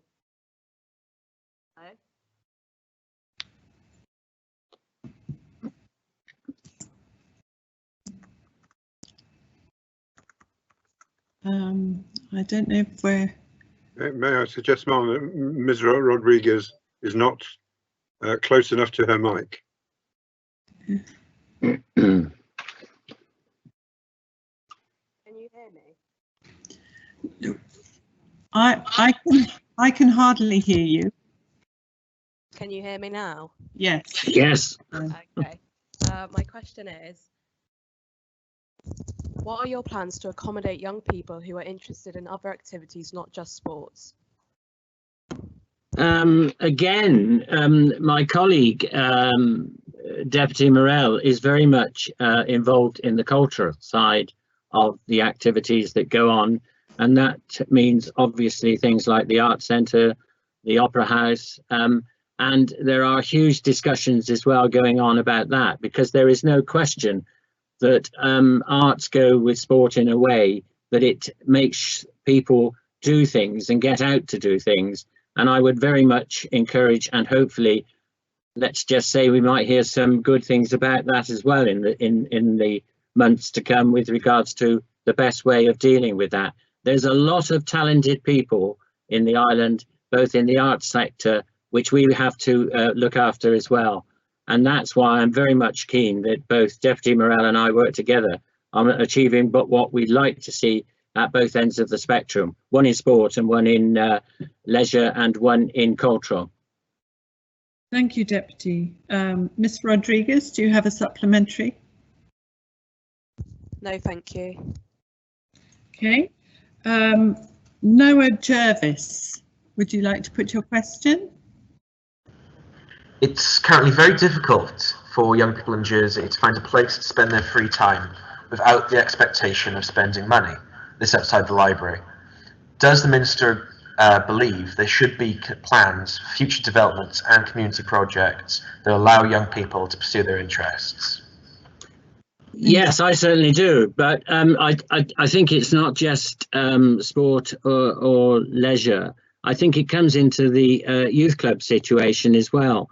I think that we have to encourage what we do through the youth clubs and everything else that goes on in the island, where youngsters can get together, meet up, and it's what one person gets from another. I mean, many years ago, I was a teacher, and there's no question that if you want to get people involved, you get the groups of people together. So we've got to make sure that we support the youth clubs, the youth centres, and when we're building, and looking at my colleague Deputy Labby, is that when you're building new estates and everything else, there must be facilities, green bits that people can use their expertise on and enjoy themselves. I think sometimes we tend to build properties in groups with very little aspect of youth clubs, youth centres and everything else. And I would certainly run behind the fact that we should be looking now, whenever we look at a development, that we provide those sort of facilities. Thank you, Assistant Minister. Mr. Jervis, do you have a supplementary? No, thank you. Thank you. Katie Lasaint in the chamber would like to ask you a question. Kate. Oh, yeah. Her question was answered. So I'd like a final question to Ms. Casagas. Have the final supplementary.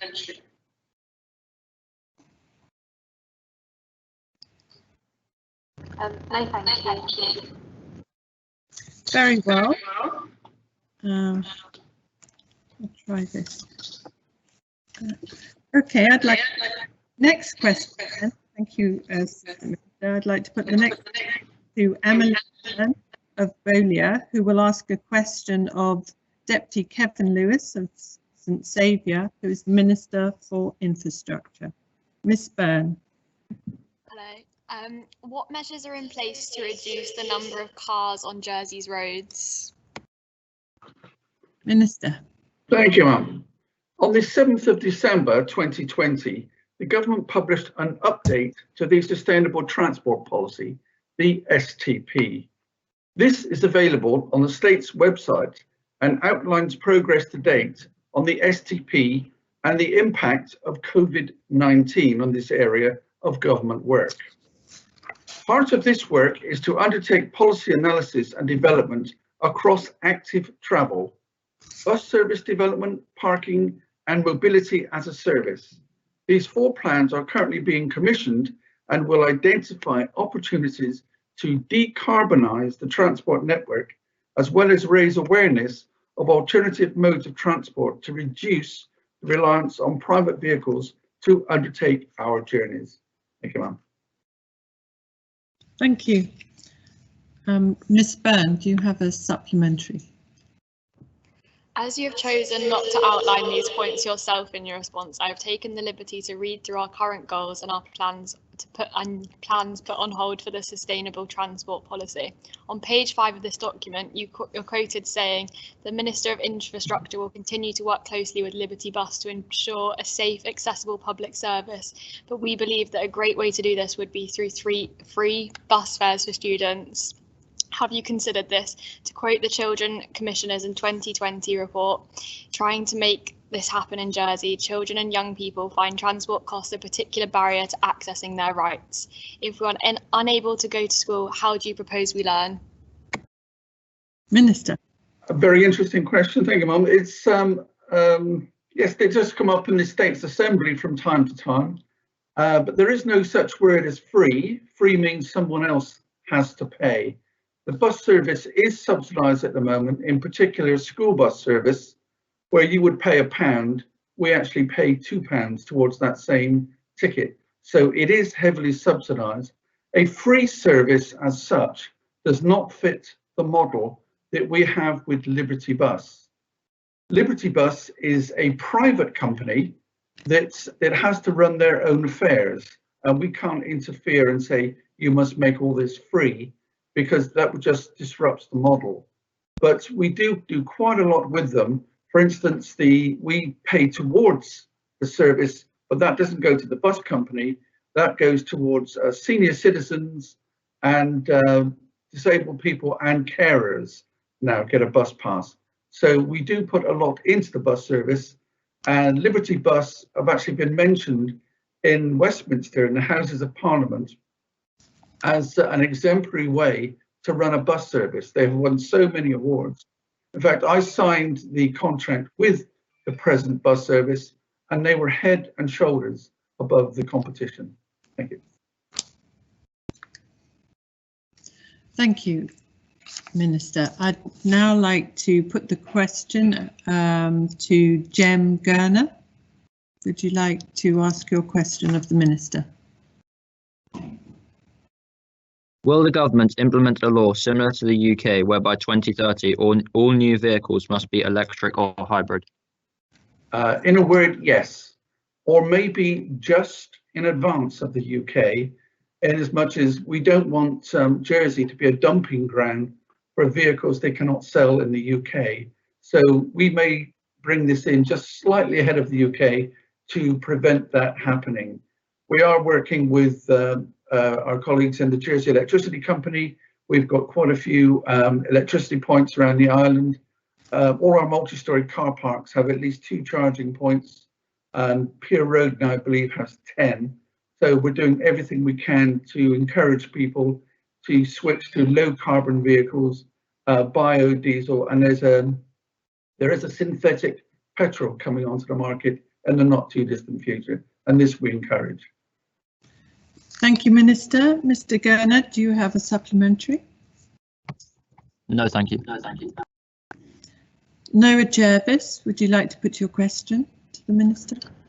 Does the Minister think that if we are to decarbonise our cars, that those who need cars will be able to sustainably get them at a good price? Sorry, my connection's going. Will be able to get those cars at a sustainably affordable price? Thank you. That's a very good question. Unfortunately, at the moment, electric cars are expensive. That, like everything else, when there's something new comes on the market, they are expensive. And within about 5 years, they will come down to the same level as regular cars at the moment. But if you take the life of a car over a period of, say, 10 years, for instance, there would be no need to have... We're getting a lot of feedback on the line. Can you all make sure your microphones are turned off if you're not speaking? Thank you, Mum. There's lots that can be done, but I say the car obviously does not have an engine. There is no exhaust, so it's obviously clean. And there's very little to do by way of servicing an electric car, by way of checking the batteries, the electric motor, and of course, brakes, horn, and lights. But that is a very minimalist approach. So if you look at the car over the period of its life, it is good value for money. Awful lots happening at the moment with the situation with car batteries. They're being improved day by day. So it's just another cog in the wheel, as I say, with cleaner fuels. Again, something we encourage. Okay, I've got a lot of questions coming up, so I'm not going to be asking the questioner if they'd like to ask a supplementary. So I'll only be asking you for your actual question, other than the final question, which goes to Miss Byrne. So I'd like to now ask Emily Rodriguez to put her question to the Minister. Emily. Have you thought about pedestrianising St Helier to reduce carbon emissions on the island? Very topical. Yes, you'll be well aware that the Broad Street is at present closed, and I did say that as soon as I get the green light to open it, it will be reopened. But you will notice the Constable of St Heliers brought a proposition to keep it closed and have it pedestrianised. But I mean, I do like pedestrian areas, but there's a very fine balance between having areas pedestrianised and keeping St Helier town a very vibrant place to visit. Lots of predominantly senior citizens, I would say, like to use the bus stop in Broad Street. So having that cut off means they have to walk a little further. But it's trying to keep everybody happy. It's not easy, but I do my best. Thank you. Moses Sape.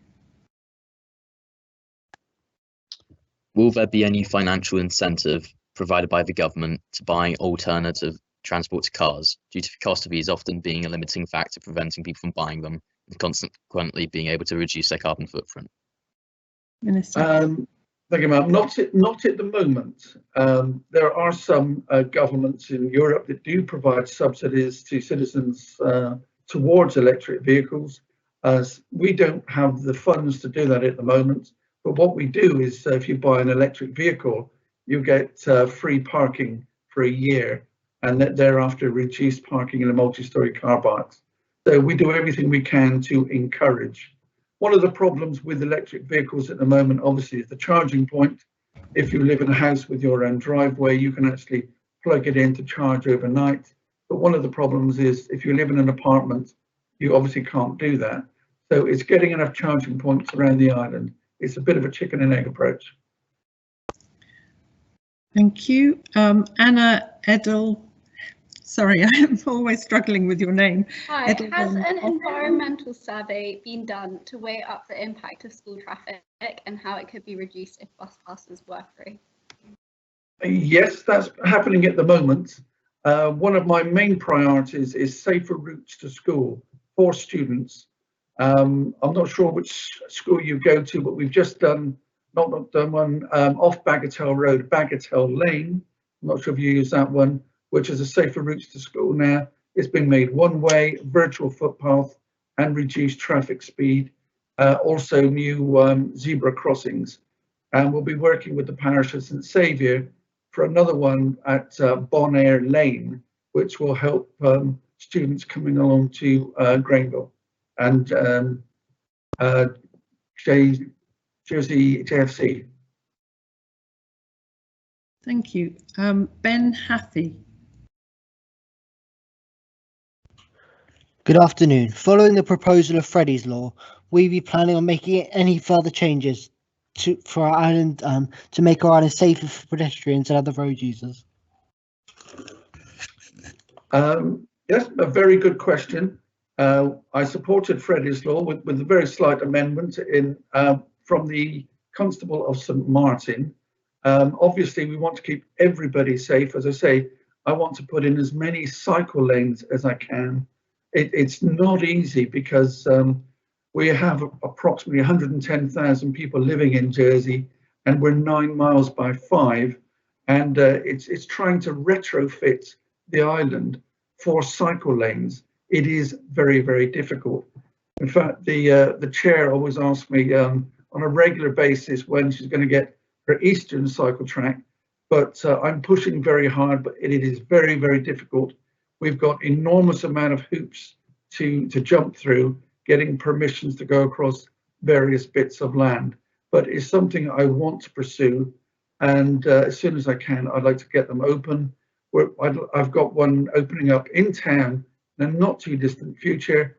You'll be able to cycle up Hill Street and as a cut through from town in a segregated cycle lane and take a left down Lamont Street and cycle that way from west to east across town.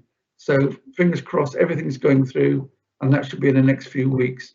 Also, I've got some bus lanes which have been announced today, and that should shorten journeys by bus going east and west from the bus station. Thank you, Minister. Yes, it's very difficult sitting in this chair and trying to remain impartial. That's the most difficult side of it. Naomi Balderson. Why are there no specific targets attached to environmental issues, including transport, in the government plan? We do have targets. They are very, very difficult to achieve. We didn't see COVID coming, obviously, so lots of things are delayed and a few things on the back burner. Lots of my particular team at infrastructure were taken off to other duties, which has delayed quite a few projects. But now they're coming back into the department and we're getting everything restarted again. As I say, we've got several projects, one of which was announced today. Thank you, Minister. Olivia Koala. Hi. If as ministers you are trying to encourage sustainable transport, why do you have free parking? Are you referring to states members as in free parking? Yes. Yeah, well, that's just more or less 1 day every 3 weeks when we're back in the chamber. Obviously, lots of us are working from home at the moment, but that it's a throwback from the old days, really, when states members were allowed to park in Royal Square, but then the Royal Square was paved over, so it was thought that members should have parking elsewhere. And if you're in the middle of a states debate, it would be a little awful actually if everybody got up and walked out of the chamber to walk up the hill to the car park to get their scratch cards marked up. So it was thought it was prudent just to have this. But as I say, it's more or less 1 day every 3 weeks, and not everybody uses it. Possibly half to 3/4 of members use it. Some members, I've seen them actually, they turn up on their electric bikes, great transport, and park outside of the States Chamber. Quite a few members catch a bus, and I know several, myself included, being a St Saviour deputy, walk to the States Chamber. I'd like to ask Eleanor Bailey to put her question.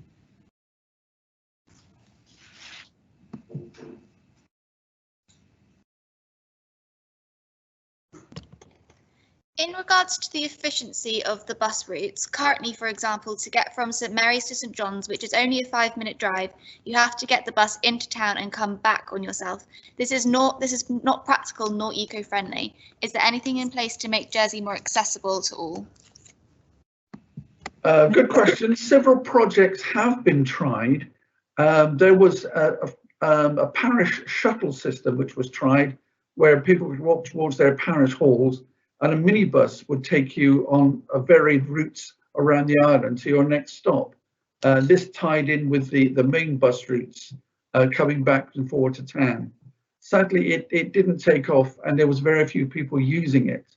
But Liberty Bus are a very forward-thinking company, and they do try specific routes now and again to see if there's an active take-up. You have to keep it going for several months just to see if there's take-up from the public. And sadly, they've done a few of those where it isn't. We're also victims of our geography. If you think the island slopes from north to south, and all the valleys run from north to south. So St Helier, if you like, is like spokes of a wagon wheel where all the roads lead off from. So it's not that easy to get cross-country buses. As I say, Liberty Bus do try it from time to time. Thank you, Minister. Katie Lasaint. In relation to the bus fares, I'm sure you agree the education of our community is of vital importance. Do you believe the government should then subsidise those who are unable to pay, or offer a scheme like you do for the elderly? As I mentioned previously, that for every pound that you pay for the school bus, we pay 2. So we are subsidising that quite heavily. The fleet of buses is normally reserved just for students. So it is a costly operation because the bus drivers on the school runs just specifically do the school run. That they come in the morning to take you to school, and in the evening they take you home again. There are students who actually use a combination of the school bus and the regular service, which is terrific. But it's an expensive service to run. we do subsidise it as much as we can. If there are people who cannot, for whatever means, afford the bus, then I believe there are systems in place regarding social security who would help out with transport costs, I believe. And the final question to Emily Byrne. No more questions, thank you very much. No more questions? Okay, she doesn't have a final question. So we're now going to turn to questions without notice. I don't know if the Chief Minister is online, but we have 15 minutes of questions without notice, and that's open to everybody. You're going to have to bear with me because I am looking at my screen and I'm looking in the States Chamber to see who's asking, who wants to ask a question. So this, well, like I say, just bear with me. Chief Minister, are you online, ready? Yes, I'm ready and raring to go. Okay. Right, we can see you now. So we've got 15 minutes from now, and I can see Keenan Bryan would like to ask the first question. So Keenan, would you like to ask your question of the Chief Minister? Thank you, Chief Minister. What measures are in place to ensure that those in government and those who aspire to enter government have the correct checks to ensure all members are fit to serve their constituency, department and island? Yes, thank you. That's less of a question for the Chief Minister, more something for the Chair of Privileges and Procedures Committee. Essentially, there are legal requirements, declarations you have to make when standing for election. Once one has stood for election, and been elected, there are no further measures that are put in place because generally all states members are treated as equal, and then obviously the Assembly ultimately elects, the Chief Minister nominates, the Assembly ultimately elects ministers to those posts. The ministers then essentially select in conjunction with myself the assistant ministers, but you're doing it from a pool that the electorate have approved. There are two issues, both conflicting. One is potentially in these days it might be worthwhile to have more rigorous checks on anybody standing. I wouldn't necessarily be in disagreement with that. It would be something to discuss with PPC. The other side, of course, is that if you put extra measures in place once someone has been elected by the electorate, are you interfering with the democratic choice of that electorate for that person to represent them to their fullest extent? Thank you, Chief Minister. I'm not going to allow supplementaries because there's a lot of questions coming in, so I'm going to take one question from everyone, and then if we've got time after the 15 minutes, we'll then go back to second questions. So Naomi Balderson. Hiya, it's Matilda Guru. But according to a Freedom of Information request disclosed that in 2014 and 2018, induction programs were proposed for elected states members to address safeguarding issues for children and young people. The states denied the request for these programs to be mandatory, and in light of these current events, can it be right that attendance on the induction program is still not mandatory? There is nothing in place to enforce these, and that the greffier of the state does not have record of who attends the program. Chief Minister. I think there's certainly a case for saying that attendance to these type of programs should be encouraged. There is a point, as I was saying in answer to the previous question, about what you can compel a democratic elected politician to do, because essentially to make it mandatory there has to be a consequence for not attending, and it is not within the gift, it is very rarely in the gift of the Assembly to remove members, for example. So it does get complicated from that perspective. It's not quite as clear-cut as you suggest, but I do endorse the view that the induction process has evolved quite a lot over time compared to certainly when I started and Deputy Greville started before me. And so we had different induction programs. It's now very rigorous and regimented, as it were. There's always more that one can do in this area. Thank you. Chief Minister, you may have to keep your answers a little shorter so that we can fit everyone in. Olivia Koala. 3 days ago, the Government States Employment Board was fined £80,000 for breaching health and safety law at Orchard House. Why do the taxpayers have to pay for something that they didn't do? How can we improve the system so the government's negligence doesn't end up coming out of Jersey's pockets? Another good question.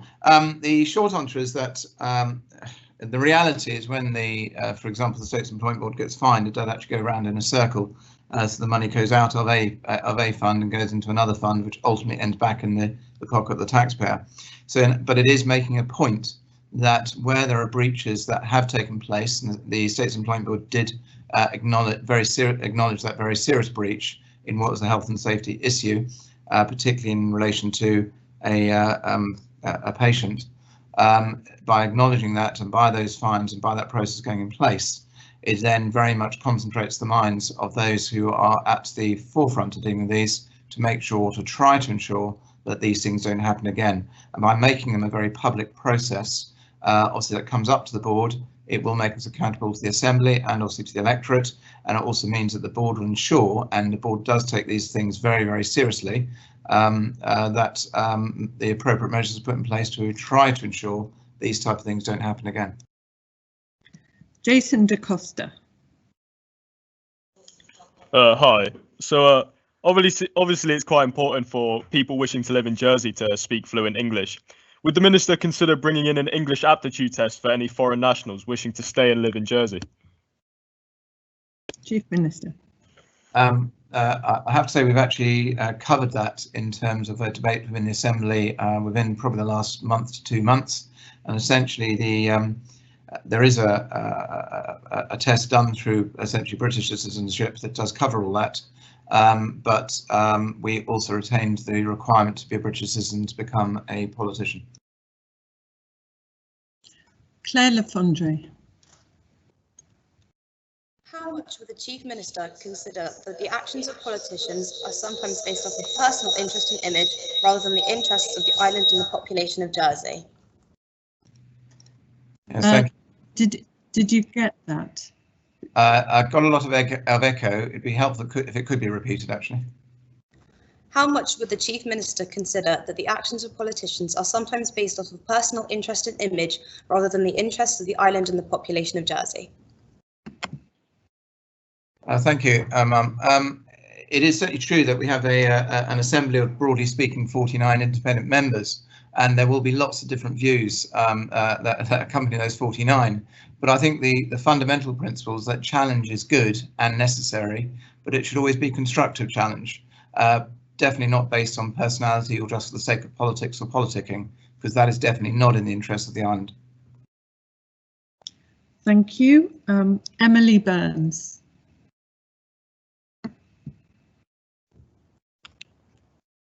Hello. Why aren't there island-wide recycling centres with regular collections accessible to all, and what happens to our recycling? With regard to the former part of the question, I think the simple answer is there are, and certainly from my perspective, and if you look on the gov.je website, you will see where they are and opening times and what they'll take. In terms of what happens to our recycling, I don't think I can answer that in a short period of time, but it is all dealt with in differing ways such that it is recycled appropriately. Thank you, Chief Minister. Darius Cayley.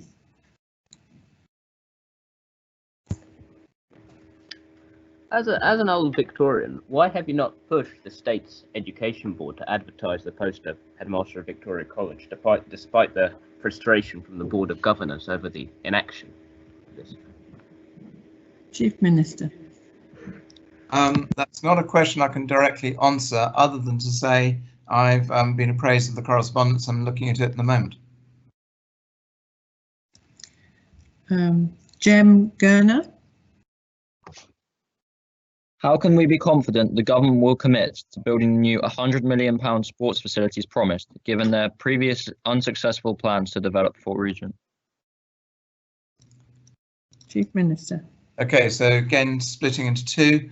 Sports strategy, a lot of the things that we're doing are dealing with a lot of legacy issues that are stretched back decades and have not been addressed.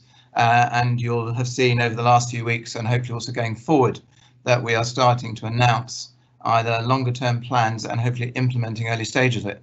So in terms of the sports strategy, I anticipate some announcements to be coming out about funding the very first stages of parts of that sports strategy, essentially in the next 10 days. Looking ahead, but obviously £100 million is a huge sum of money. If you spread it down over 10 years, that's £10 million a year, which, although is still a large sum of money, is manageable. And that is very much then down to the political will of the relevant council ministers, plural, to get that into their budgets. In terms of Fort Regent, we've been very clear. We want to see things moving forward. Again, there will be announcements coming through in the next few weeks. Again, splitting down between short-term actions that can be done before the next elections. In other words, activity happening versus longer-term plans, which then can be consulted on. And it is about putting the soul back into Fort Regent. Thank you. Archie Willits. Will Millbrook playing fields be returned to a green space once the Nightingale Hospital is dismantled? Short answer is yes. Emmeline Rodriguez.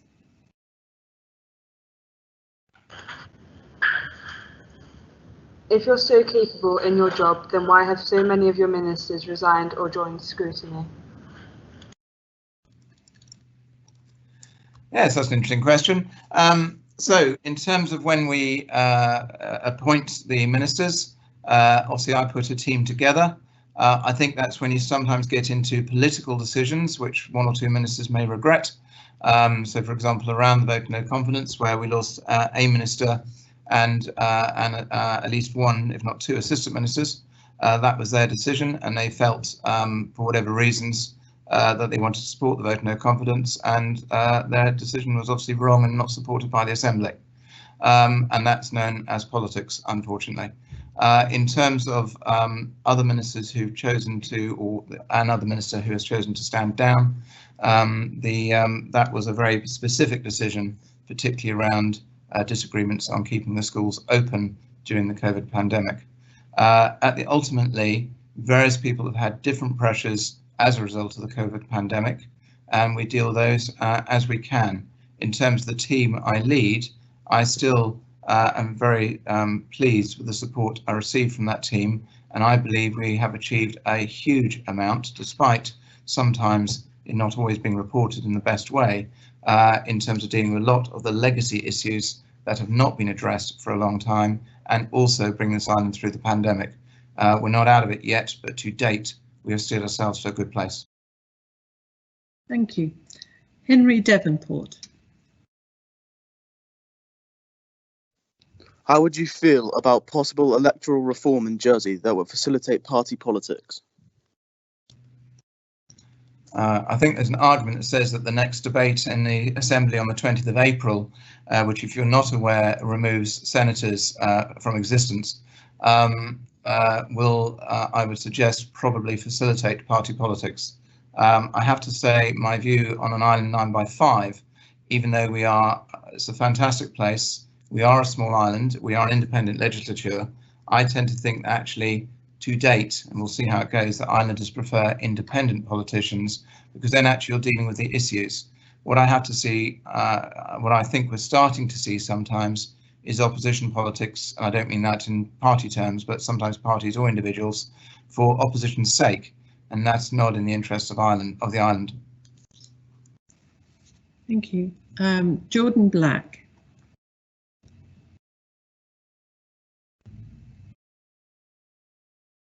Hello, Jersey's next election will be contested under a new electoral voting system. That's aim is to be more democratic. Does the Chief Minister believe that constables have a place in this system when they are often undemocratic or unelected? The short answer is yes, and indeed the Connotabs put forward an amendment which was adopted from memory by the Assembly, which is that even if they are, when they're nominated, it is an uncontested nomination, that essentially a none of the above option is introduced into the voting system, and therefore that particular accusation will no longer be applicable. And what I would say is that one has to make a choice.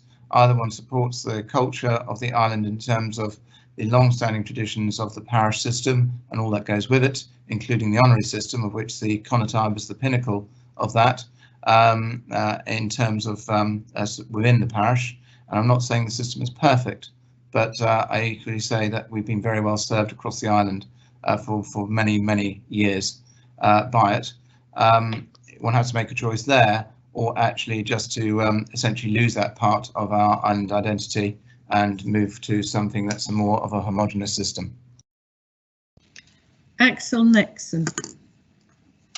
Yeah, so I had a question which is like outside of politics. So what life advice would you give teenagers moving into adulthood? Gosh. Chief Minister, I'm not sure. I was tempted to say don't go into politics, but I think the point would be that Jersey is a fantastic place, but it is also worth going away, getting some experience to appreciate how fantastic a place it is, and then coming back and bringing that experience back to the island. Chloe Connor. Hi. On a day where there has been national concern about misogyny in our society, what steps have you personally taken to combat it? Chief Minister. I think what I would say is that if you look at the organisation as a whole, so we split this into two, we talk about politics and we talk about the public sector. So in the public sector, we have a variety of programmes around narrowing the gender pay gap, or trying to. There's a new report coming out. At least we're identifying it, and once we've identified the problem, then you can address it. We have programmes within the workforce, which has started in the last 2.5 years or so, including a thing called I Will, which is about encouraging women in senior leadership within the organisation. It's about mentoring, it's about supporting women in senior roles, and providing clarity on career pathways and things like that. In the political sphere, I was the first Chief Minister ever to have a female Deputy Chief Minister. I've actually had the most number of women ministers previously. So if you look back at the last 4 council ministers other than ours, the first one had 1 woman in terms of ministers, the second one had none, the third one had 1, the last one had 3. I actually nominated 5, of which the Assembly voted for 4. I would suggest that we have made inroads into dealing with the type of problem you're alluding to, but equally I believe we've got further to go. Thank you. Anna Edeln-Boss. In 2020, the Children's Commissioner published a report called Our Life in Numbers.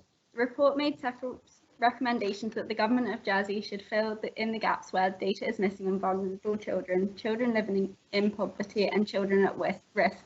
What steps, if any, has the Chief Minister made to address the data gaps identified within the 2020 report? Chief Minister. I have to say it's a good question. As always, when ministers say it's a good question, means we don't know the answer. The reason I'm saying that is obviously all the way through 2020, my main focus has been on dealing with the pandemic. I do obviously recall the report that when it was issued, and we have got a lot of measures in place about improving specifically children's services.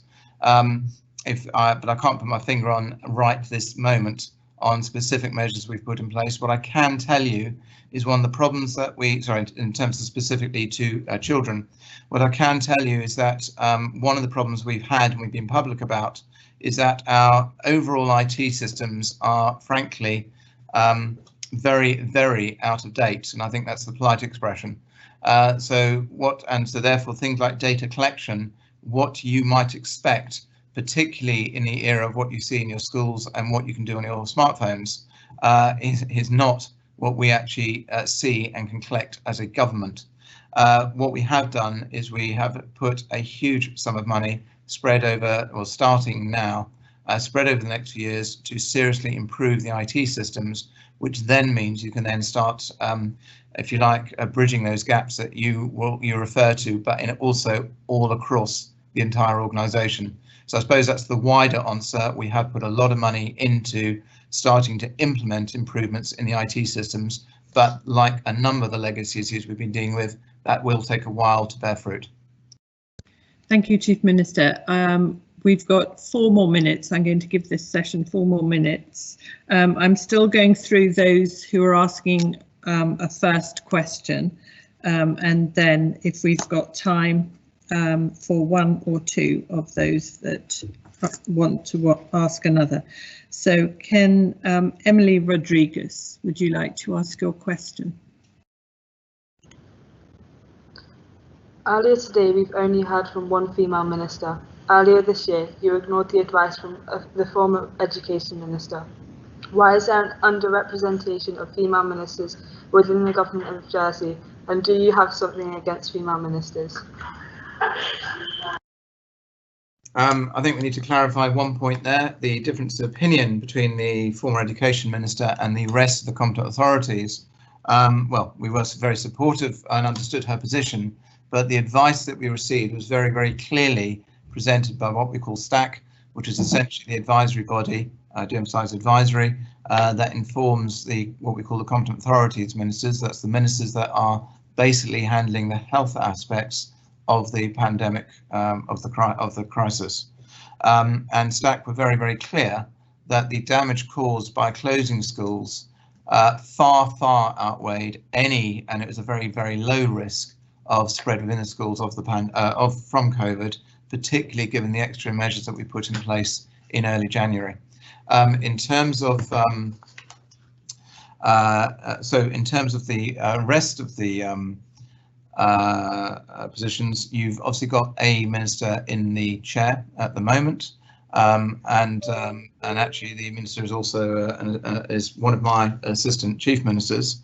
And as I said earlier, I am the first chief minister to have a female deputy chief minister. That's out of 5 chief ministers. I have actually had, at the beginning of this, of when we were elected, 4 ministers were women. I actually nominated 5, and relative to previous councillors ministers, the first one in 2005 had 1 woman minister, the second one had none, the third one had 1, and the last one had 3. So I have done more, and equally I do make the point, I can't remember if I said it last time round, that in relation to my 5th nomination, a number of the prominent spokespersons, women in the Assembly, who very much promote women, and are female, did actually vote against that 5th female candidate. So obviously they felt that their alternative choice was their preference. I hope that helps to answer your question. Hopefully that refutes some of your comments. Thank you, Chief Minister. Can you try and keep your answers a bit quicker? Can I ask Ellie Daniel, please? Does the Chief Minister have a system in place to combat the growing issues coming to light about sexual harassment in schools and the workplace?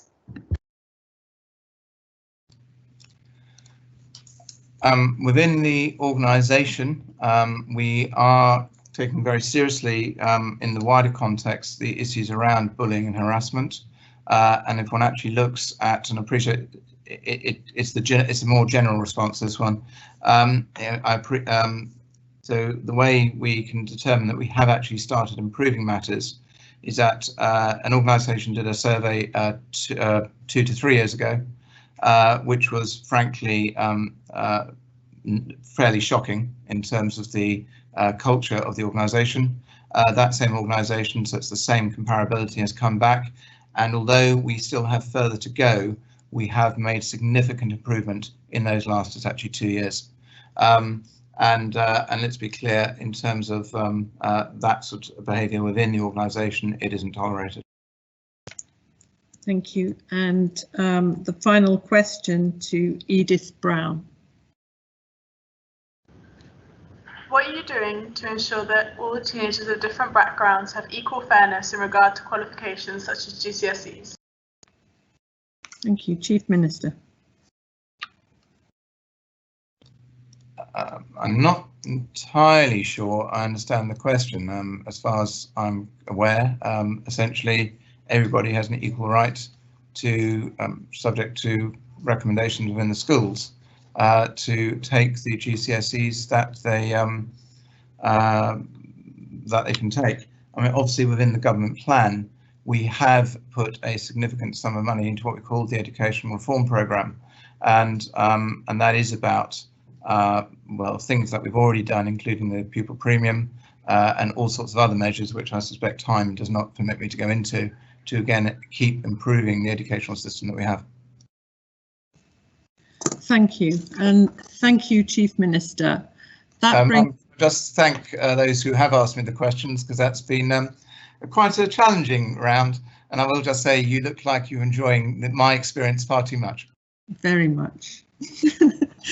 So thank you, Chief Minister, and that brings question time to an end. And on behalf of members of the Youth Assembly, could I thank the Chief Minister and his colleagues from the Council of Ministers for joining us this afternoon.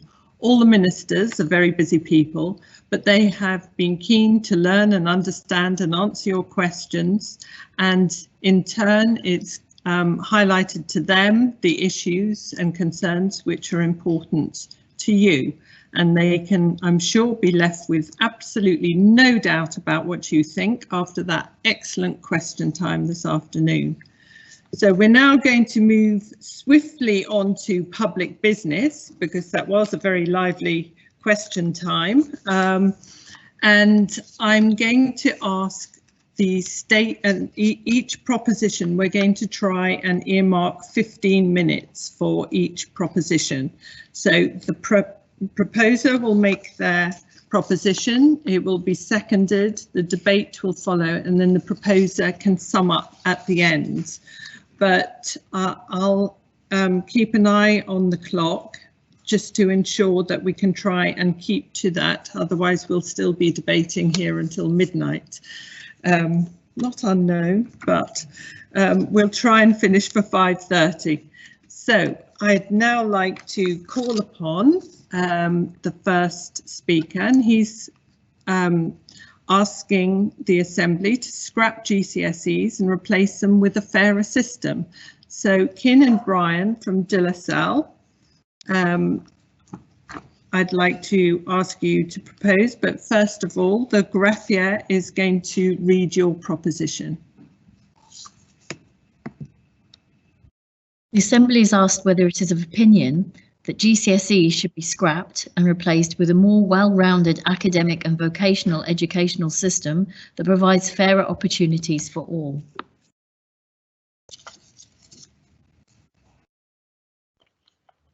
GCSEs should be scrapped and be replaced by a mix of academic and vocational subjects. Brian? GCSEs should be scrapped and be replaced by a mix of academic and vocational subjects. We need an education system which is designed to give young people a much broader range of skills to help them enter the world of work. Another year wasted of education, one student stated. COVID has shown we do not need a GCSE scheme to ensure students leave with a qualification. And as the last 2 years have proven, parents and students trust teachers to decide their grade through evidence from classwork, homework and other academic pieces. So what is our current GCSE scheme providing students? We would argue it provides misleading grades, stress, anxiety and makes the last 12 years of education pointless. According to 82% of teachers, tests and exams have the biggest impact on pupils' mental health. With our current mental health epidemic, the government should not make anyone do anything like this that is detrimental to their mental health. So why carry on a scheme that was introduced by a government in the 80s, which is now outdated, to keep causing young people's mental health to rapidly decline? GCSEs are mainly based on one day and one performance, which could be impacted by several factors: how good your memory is, how well you slept, and if you ate a nutritious breakfast. This is not a meritocratic system that the government is striving for, and in fact is far from. Students who do not exceed academically are often relegated to lower sets and generally dismissed. These underachievers are only labelled less capable as they don't suit our current system, and it favours the more academic students. The underachievers can't apply themselves as they are unable to work with what is being forced upon them. And those who are more academically inclined may not be able to see why their fellow students are falling short, and so go along with a narrative set by education that those underachievers are simply not smart enough to do well. As secondary school and the subjects and the subjects prominent in GCSEs are so narrow in abilities they need in order for students to do well. Those who are practically minded don't get to apply their abilities and so underperform,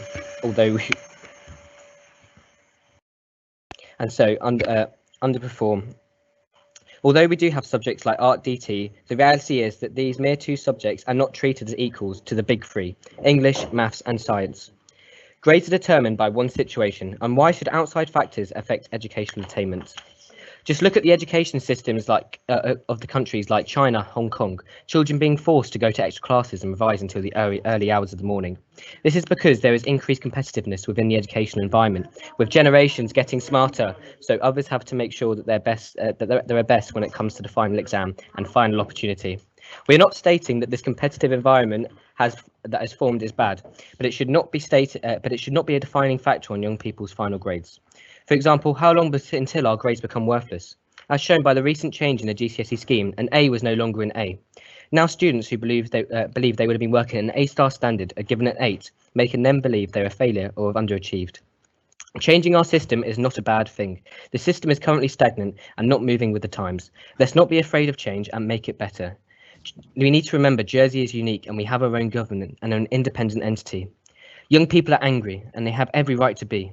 At 16 years old, the stress, anxiety and pressure in our current educational climate is now manifesting itself into an adolescent molten rage, states one young person. And this is true. Young people have no drive to do well in education, as from the start they are already fighting a losing battle. We can make the changes. We need to put the children first, like the government are persistently stating, and provide our young people with a better system and resources to give them the best chance in life. But GCSEs can't just be scrapped on the island and that be the end of it. We need an improved education system on the island to help our young people. Therefore, we must look to other countries to see what they're doing and the successes they're enjoying alongside their systems. I must stress that when we suggest scrapping GCSEs in favour of a different system, we are not suggesting Jersey should stumble about with no reference to work with. The education system we are currently employing is one of many. Why should we not look to these other systems, see how they work and how we can use aspects of them for our circumstances? Fantastic examples of these are those of the likes of Sweden and America. I will now pass to my seconder, Mr. Willis, to outline these systems. Thank you, Mr. Bryan. Hang on. Is that working? Yeah. Yes, we can hear you. Oh, thank you. Thank you, Mr. Bryan. I shall start off now with America and then move on to Sweden. The American educational system uses a 4.0 average.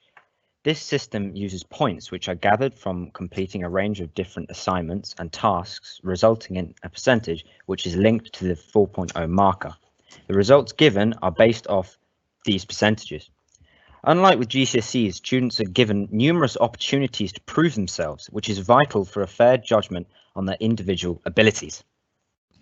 The Swedish system starts with children age. The Swedish system starts with preschool, where children ages 1 to 5. Each child's attendance is subsidised based on the situation of their parents, if the parents are working or employed, for example. Preschool emphasises the development of young minds and giving them all an equal start. Next is compulsory school. Grades gathered during this period will allow students to go on to upper secondary school or go directly into the world of work. Unlike GCSEs, the results are not final, and students are given opportunities to still attend upper secondary school if they improve upon the subjects which they failed in. Finally, there is the aforementioned upper secondary school, which provides 18 national programs, 6 being in preparation for higher education, and the other 12 being vocational. Students only begin to specialise at this point after they have had a wide range of subjects to interact with during compulsory school. As you can see, this is vastly different from the be-all and end-all of GCSEs. A very interesting addition onto this is the Swedish National Agency for Higher Vocational Education, which, along with general preparation for vocational jobs, the agency has a programme of recognition for prior learning, which helps make skills and knowledge visible for employers regardless of how or when or where these skills were learned. This would definitely help immigrants and other older workers who were trained in skills decades ago, who are now not noticed by current employers. The vocational programs provided by the agency are formed in response to the needs of the economy. Both employers and industry representatives get involved with these programs, which takes a burden off the state in regards to providing the vocational courses. This means that each generation of workers are feeding the economy and not directing themselves into profitless niche markets. Again, this is a far cry from the stagnancy of GCSEs. Now, I must emphasize that we are not policymakers. We merely suggest that you look to these aforementioned education systems and ask, why can we not utilize aspects of them for ourselves to fit the unique circumstances of our island? Why should we not pull together and forge something new? Thank you. I'd now like to ask any speaker if they'd like to make their points. I've got Noah Jervis. Would you like to speak? Yes, please. I have several objections to the American system. As an international baccalaureate student myself, I can tell you that spacing assessments out throughout the academic year does not alleviate stress. Arguably, it does the opposite. And the American system also focuses a lot of its qualification on an SAT, which is like a CATS test, if anyone's taken, well, you would have taken them. And they certainly do not measure any sort of academic ability or any sort of artistic or vocational talent either. Thank you. In the chat, I've got quite a few people asking if they can ask a question. This isn't question time. This is a debating. We're now debating the proposition. You might have questions that you'd like the proposer of the proposition to answer at the end, but if you can, build them into the points that you wish to make. So the next person I have on my list is Axel Nixon. Okay, thank you very much. If schools were to rely upon teachers to decide grades and results, there may be an abuse of power from some teachers. Decades of research have shown that teachers often give unconscious biased evaluations of students' work, and this can affect students' future learning. David M. Quinn, who is a professor of education at the University of Southern California, conducted an experiment which found that teachers gave white students better marks across the board in comparison to ethnic students, except when teachers used a grading rubric with specific criteria, which the GCSE exams do, racial bias all but disappeared. When teachers evaluated student writing using a general grade scale, racial bias was considerable, even when considering the same standard of work. Thank you. Jason DaCosta.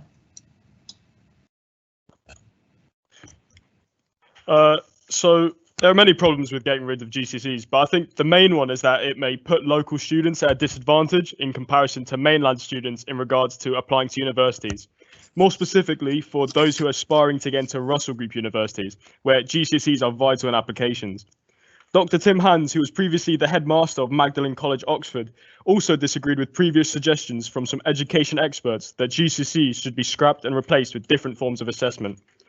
He said that GCSEs are a meaningful and important hurdle, and the truth is that GCSEs are a better and broader set of tests and more meaningful to employers and universities. So how would Mr. Bryan make this system that he is proposing internationally recognised by other countries and universities? Jim Gerner. Ultimately, stress and anxiety are prevalent in many important jobs. By giving young people the opportunity to overcome this through challenging examinations, does this not provide an indication of capable students able to meet such demands in the future? Thank you. Would any other member wish to speak? Darius Cayley. Would the system that you're proposing not just increase further division between those who pursue the academic path and the vocational path, since there would have to be some form of selection at 11, for example? As well as this, I want to emphasize the point made by Mr. Jervis, that the American system is not all class-based. They have standardized assessments which aim to equalize the different grading systems used in different schools. So, and these tests carry a lot of weight in university admissions. Thank you. Emily Rodriguez. Although I agree with the point made by Keenan Bryan of De La Salle School, it's an English institution and therefore the Jersey government does not have a choice of the running of the education system. Furthermore, the UK government most likely wouldn't agree with the proposition. Alex Hammond. In relation to the university applications, GCSE results are looked at, so without these results, are we expected to suffer and hinder potential?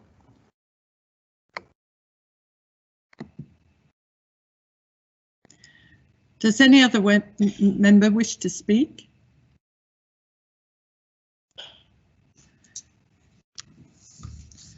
Very well. If no one else would like to speak, I'd like to call upon the proposer, Mr. Bryan, to respond. Thank you, ma'am. Hearing responses from many of the different people on the call, as it brings up good debate. The IB students, well, I'd like to stress the statistics that were released last year. 22.5% of females felt extremely test anxious, and that being followed with 10.3% of males. By spreading exams over a few years and not just relying on a 4-week period to complete 2 or 3 examinations reduces that stress, as they know that if they fail to achieve to their best standard in the first place, there are more opportunities to do so. Local students will not be at a disadvantage when having to go to universities if we change our system. Wales, Scotland, America, etc. are all still able to enter universities in the United Kingdom. But I'd like to stress, like Mr. Willis stated before, we are not policymakers. We have not been able to sit down for months on end and develop any sort of policy to put through today. And in terms of division, you do not specify into vocational and academic subjects at the age of 11. What our system is proposing to do is allows students, when they get to a more mature age, to decide what route they want to go down. Academics is not always for all. People need to be given the opportunity to specialise into vocational subjects at an earlier age than 16. We propose this could be around 14. Jersey can vote in for a different education system. We are an independent entity with an independent government. The government need to realise that we need a better education system to provide young people with the best opportunity for them heading on into their later life. Thank you much, ma'am. Thank you. So we're now going to have a vote, and in a moment the greffier is going to put a vote in the chat channel.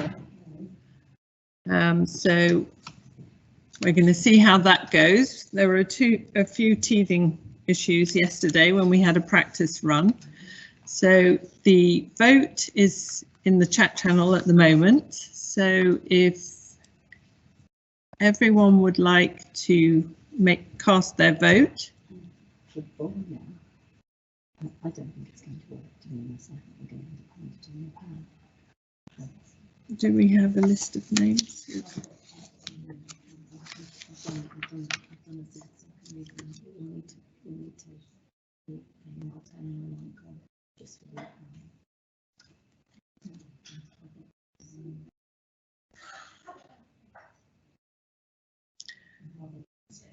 Okay. I don't think the vote is working. So we did suspect this might be the case. So we're going to go back to the very old-fashioned system that some of us still remember, whereas it's like a roll call. So the Deputy Greffier is going to call each of your names, and you will have to record your vote verbally, either pour, contre, or abstain. And then they'll be counted up and we'll announce them shortly afterwards.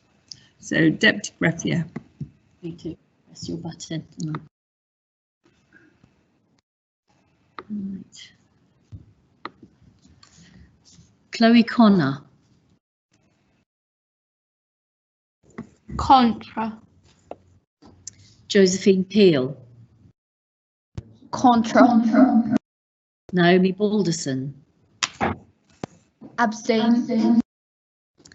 Ellie Daniel. Contra. Ruby Clark.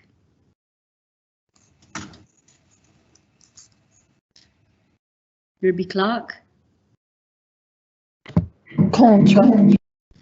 Anna Indellenbos. Contra. Ruby Filial. Cont. Matilda Garud. Abstain. Olivia Koala. Olivia Koala. Oh, conch. Moses Sape. Conch. Henry Devonport. Conch. Archie Willits. Contra. Max Furby. Contra. George Dowling. Contra. Jem Gurner. Contra. Darius Cayley. Contra. Ralph Amos. Contra. Keenan Bryan. Poor. Ben Haffey. Ben Haffey. Poor. Samuel Willis. Poor. Jason DaCosta. Conch. Axel Nixon. Conch. Claire Lefondre. Conch. Jude Anquetil. Lillian O'Neill. Amelie Byrne. Alex Hammond. Katie Bishop. Bridget LeBrock. Katie LeSaint. Eleanor Bailey. Noah Jervis.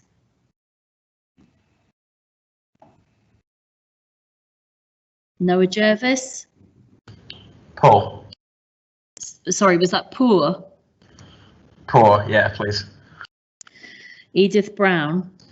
Poor. Diana Casagas. Poor. Jennifer Rodriguez. Jennifer. Poor. Poor. Jordan Black. Poor. Emily Rodriguez. Poor. Cole Graham. Cole Graham. Poor.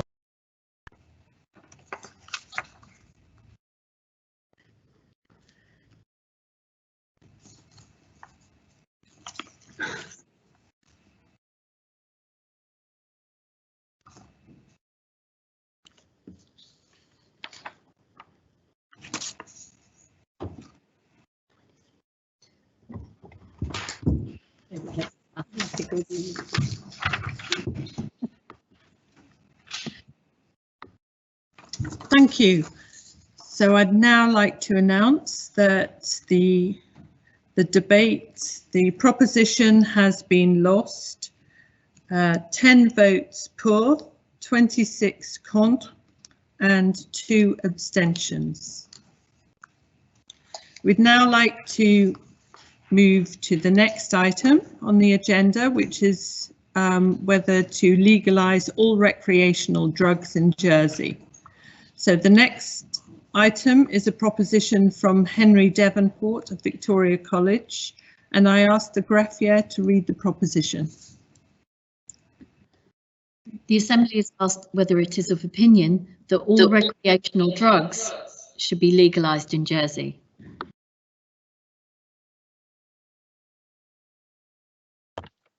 Good afternoon. I'll be reading Victoria College proposition. Mr. Devonport. Our proposition to the states is the legalisation of all drugs, with their distribution being entirely controlled and regulated by the government.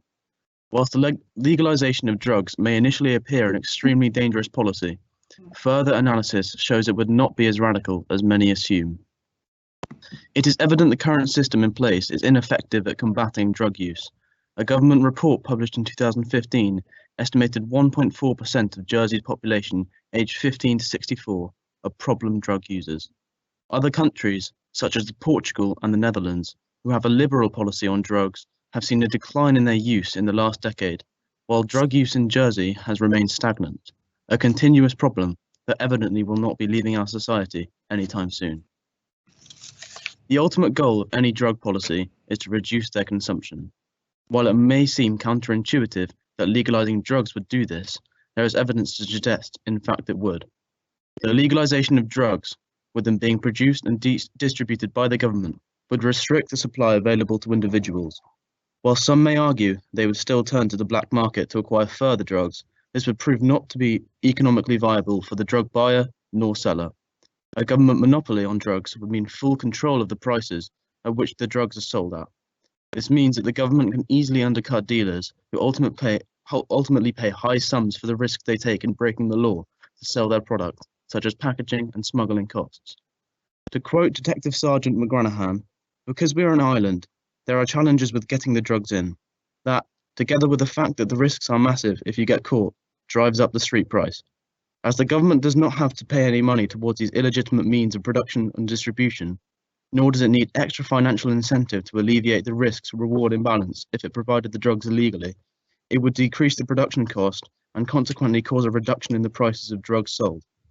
Due to money nearly always being the limiting factor in what prevents a problem drug user from acquiring any further substances, this would successfully drive drug dealers out of business, as many drug users would turn to the government. The outcome of this would be that police resources would no longer be concentrated on bringing them to justice, as they either would relocate or stop their production and smuggling of drugs entirely, thus successfully eliminating the current drug problem our island faces. Drug dealers have no regulation binding them to have sanitary requirements or safe ingredients. They prioritize their income over the health of their customers, often cutting the pure drug created with other substances to help create higher yields from each successful batch made and grown. An infamous example of this is cocaine, this being due to its high street price.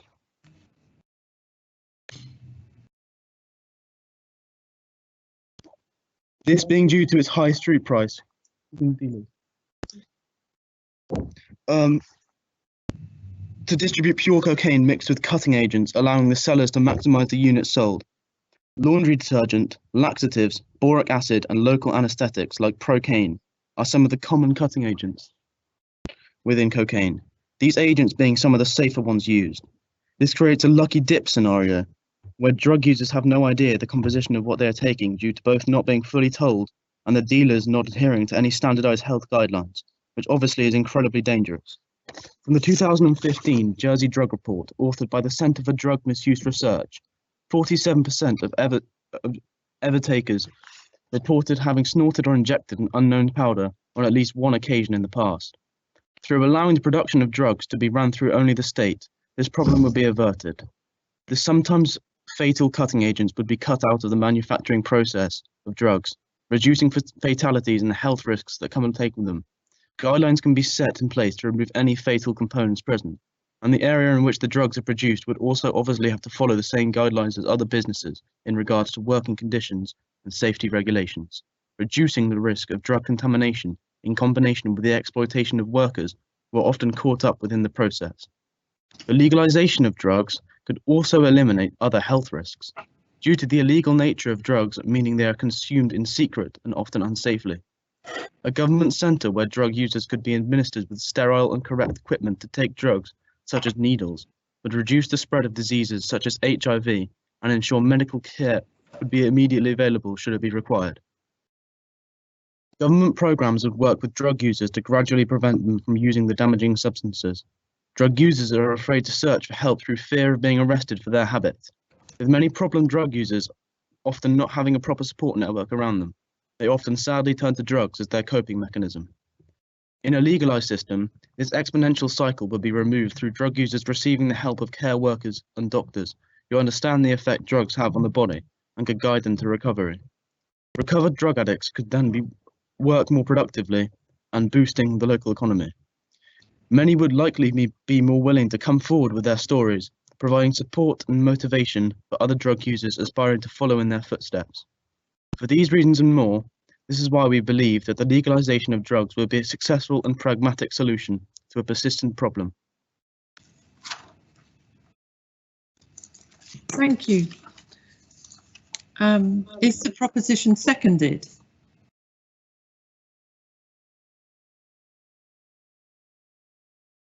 Does anyone second the proposition? I second the proposition, but I would like for people to speak before me. Very well. I'd like to call on Bridget LeBrock to speak. Many people have suffered from the effects of their drinks being spiked at parties and clubs. However, with the legalization of drugs, this may increase the chances of this happening. This could then put more people in danger of being potentially raped or sexually assaulted. I'd now like to call upon Emily Burns.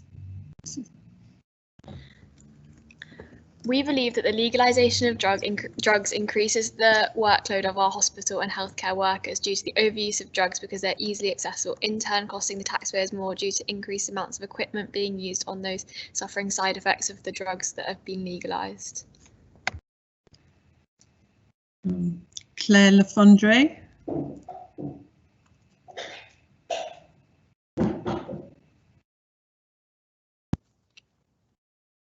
In your report, you state that you are proposing the legalisation of all drugs, including Class A drugs, which are considered the most harmful. How can you justify that the government legalised substances which are highly likely to cause physical harm and in some cases death?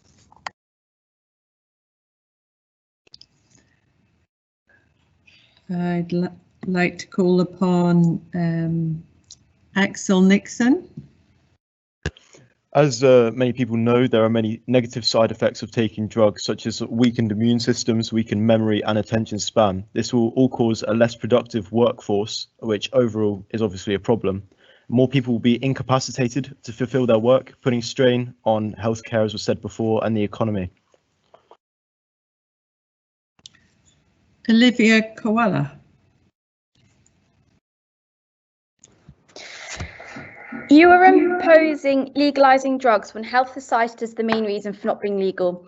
Cannabis has been highlighted by the World Health Organization as being dangerous as it can cause lung cancer and throat cancer. There is also an increase in evidence of mental health problems due to prolonged heavy use in a minority. Making drugs legal and more available will result in more use and so increasing the evidence of harmful side effects at great cost to society. And also, alcohol is a drug which is already legal. It is the greatest killer. And it is the greatest killer. So I don't understand why we should legalise drugs as well. Thank you. Noah Jervis. While I agree with Mr. Davenport that the war on drugs has been a failure, mass incarceration of drug users turning addicts into criminals is not the way forward. It is, in my opinion, morally wrong. I don't think that having these safe and sanitary conditions is possible with substances that are addictive and cause overdoses and long-term health problems. I'd be with the member if he was proposing decriminalising drugs, but I don't think putting blood on the government's hands from this proposition would work. Ben Haffey.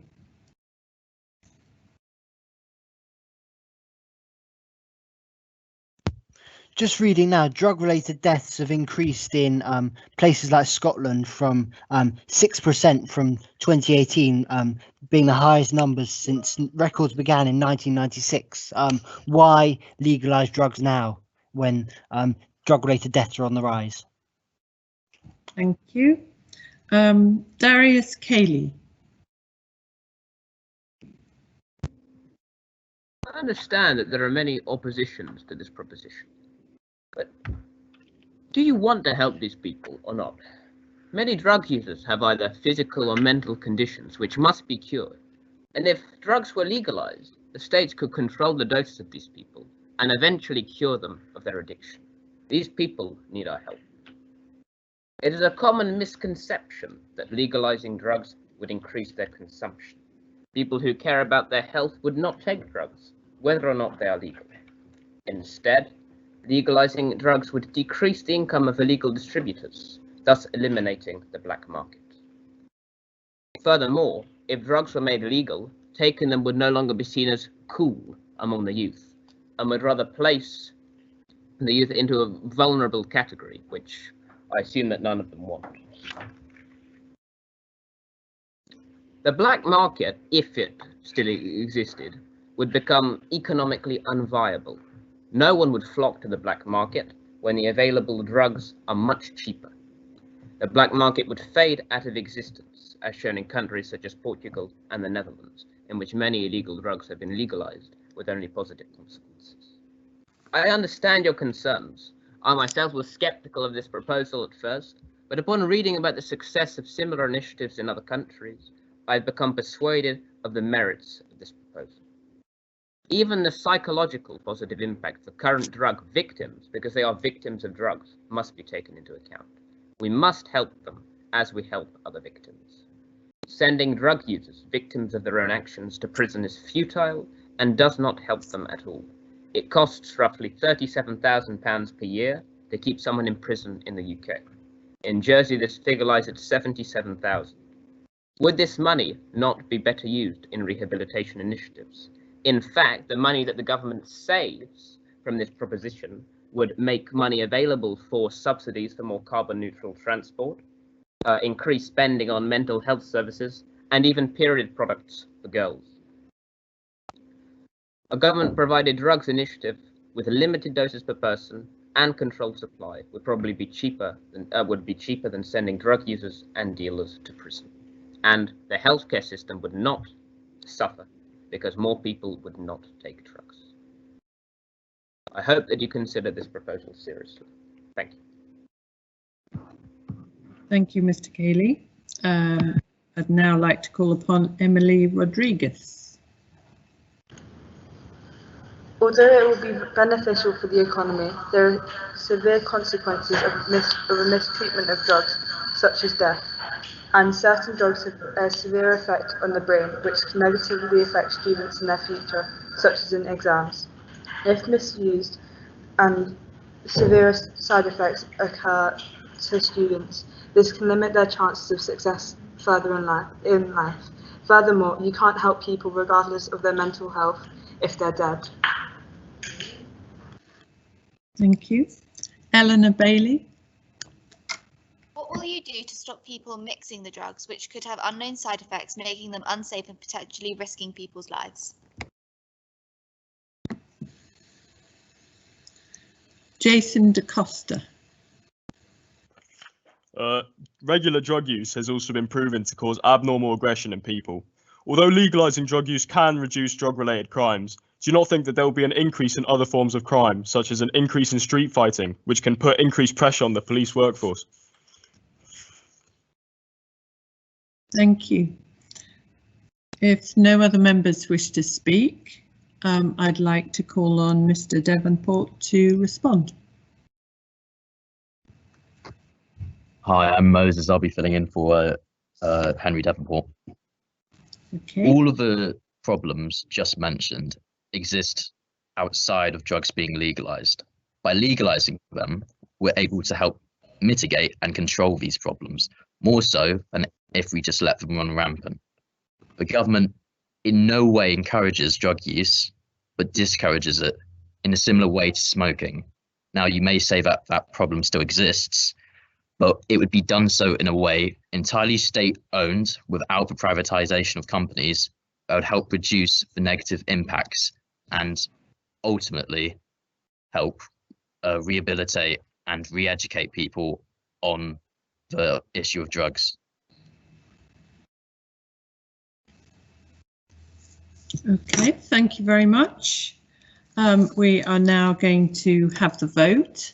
I don't think we're going to try the electronic vote again, and we're going to go straight to the roll call. So if you can be prepared at your microphone, so when the greffier calls your name, you can respond pour, contre, or abstain. Greffier. Chloe Connor.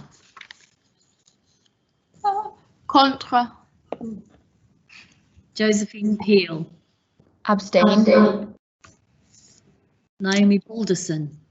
Abstain. Ellie Danielle.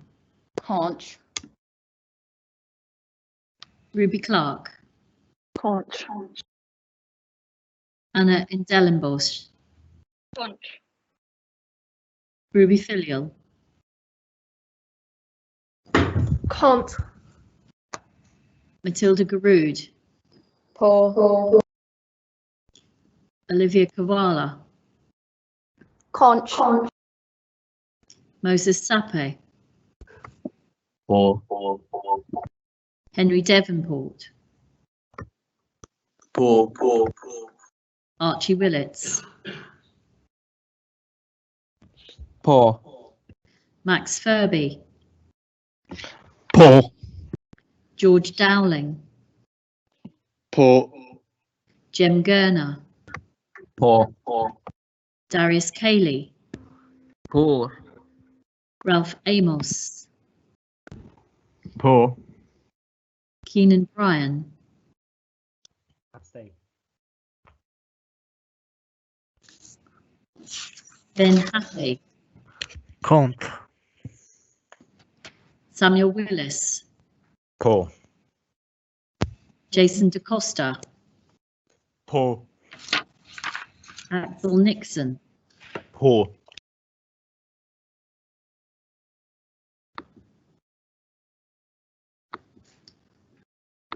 Claire Lefondre.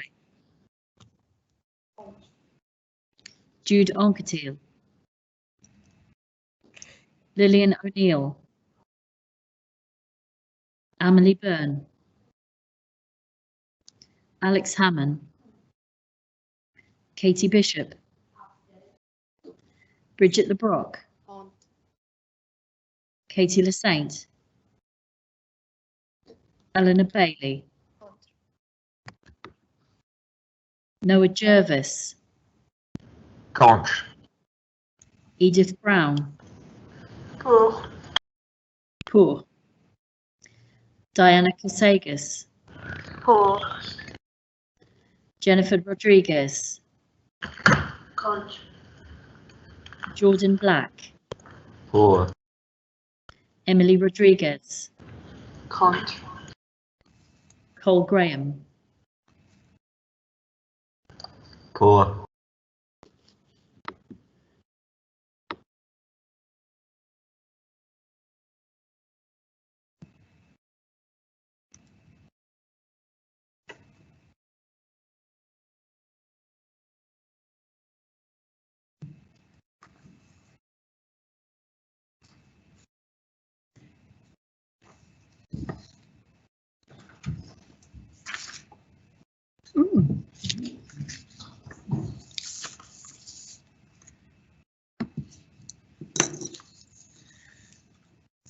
Well, that was a very narrow defeat. There were 16 votes pour, 17 contre, and 5 abstentions. We now turn to the next item, which is asking if we should follow Scotland and make period products freely available. And that is a proposition from Ruby Filial of Jersey College for Girls. And I ask the greffier to read the proposition. The Assembly is asked whether it is of opinion that Jersey should follow Scotland and make period products freely available for all. I'm not going to stand here and spit back to you because I believe that our proposal has proved that period poverty is a serious issue, not only in the wider world, but in Jersey as well. We live in the Western world in the 21st century, so I ask you, why is it that we are still here debating whether we should help women living in poverty to access period products? Period poverty is known to lead to various mental health issues, reproductive issues and infections due to unhygienic replacements, women missing work and school, both of which will affect their income, enforcing an oppressive stigma which surrounds periods globally, and also being, put plainly, degrading and embarrassing. I, for one, do not believe that we should allow this to continue to exist in our island. Firstly, I would like to clarify something. Just because period products are free for all doesn't mean that everyone will use them. I've already mentioned the stigma surrounding periods, which remains pervasive on our island. It simply stands to reason that because of this, people who do not need these products will not choose to access them unless absolutely necessary. Access to menstrual products is not something that should be debated. We do not choose to have our periods. If it was a choice, then I guarantee you that periods would no longer exist. I think that we have already established that the money is already there to solve this issue. It just isn't being funneled into the right places. And this is the right place. It should be a right for all women across the world to access sanitary products.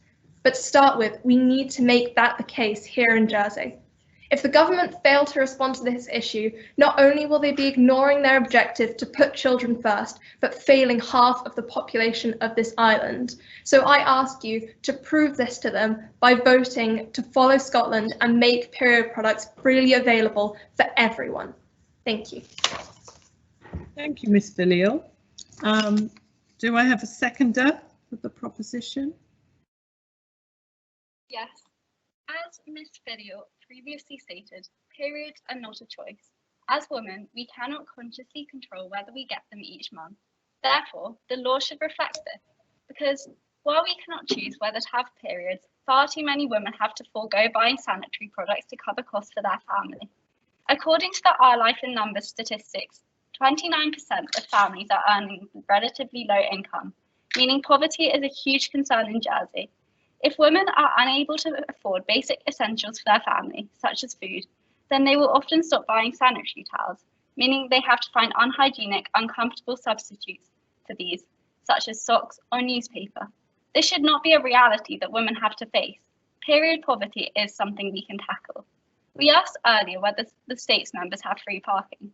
The reply was that 45 states members receive free parking anywhere in St Helier. Driving to work is a choice, periods are not. Why should these states members, who also receive a salary for their work, receive free parking spaces if poverty is so prevalent in our society? We do not need higher taxes, but a better redistribution of the tax revenue to where it is most needed. Women should not have to wait any longer. If we want to move towards a more equitable society, we have to put the plans in place to make sustainable change for all, which means we have to make sanitary products freely available. Period products are not a luxury, they are a need. We should follow Scotland and make sanitary products free for all. Thank you. Does any member wish to speak?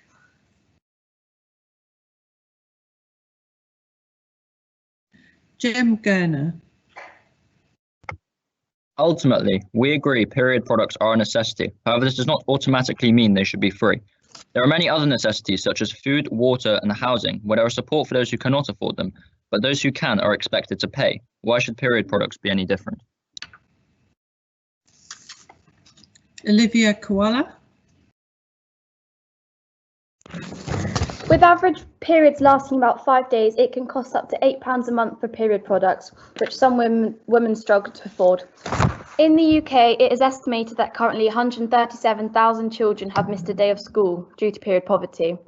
However, if we give out free condoms at services for people who need it, then why cannot we do the same for sanitary products? Thank you. Chloe Connor. if we're giving men and women in poverty the same food, housing and healthcare, why are we not permitting women to have free sanitary products when it's a basic need? That's like me taking away a man's breakfast. Thank you.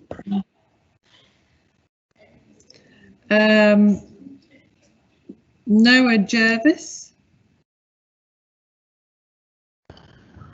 Just in response to Mr. Gurner's objection to the proposal, I would like to argue that food, water and housing should all be made available for anyone.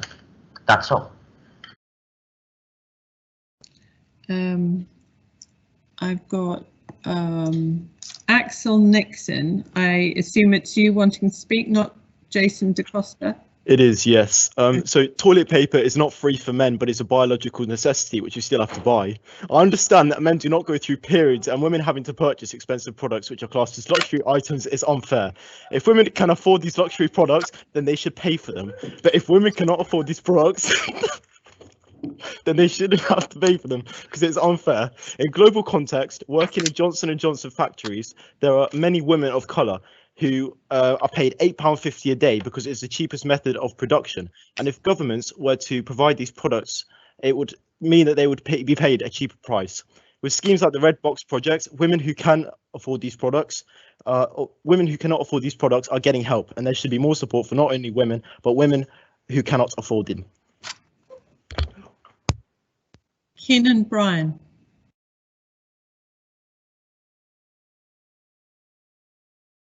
Oh, sorry, you didn't want to speak. That was a probation. Jude Anquetil. The government still have to produce money to make sanitary products. This could raise tax for the general public and mean people suffering from period poverty will technically be paying for their sanitary products anyway. Proposing a scheme in which tax paid on sanitary products is given to women's charities may be a more efficient and meaningful use of money. Thank you. Olivia Koala.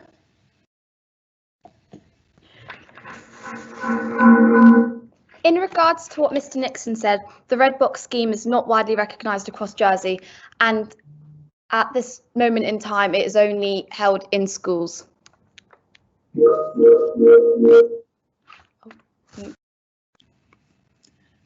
Thank you. Did Keenan Bryan wish to speak? Do you wish to speak? That is correct. After the recent pandemic, our government has spent millions into the billions on helping supporting our community. Where will this money come from? We can't be cutting spending on things like health, etc., and we can't be raising taxes after thousands find themselves on lower wages or out of jobs. Nothing is ever free. It must be paid for by someone, and this, although is necessary, falls at the wrong time. Thank you. Katie Bishop. To make this work, taxes would either have to be risen or taken away from other things. So how would you determine that this is more important than other areas that the government spend their money on? Thank you. If there are no other members who wish to speak, I'd like to call on Ms. Filial to respond.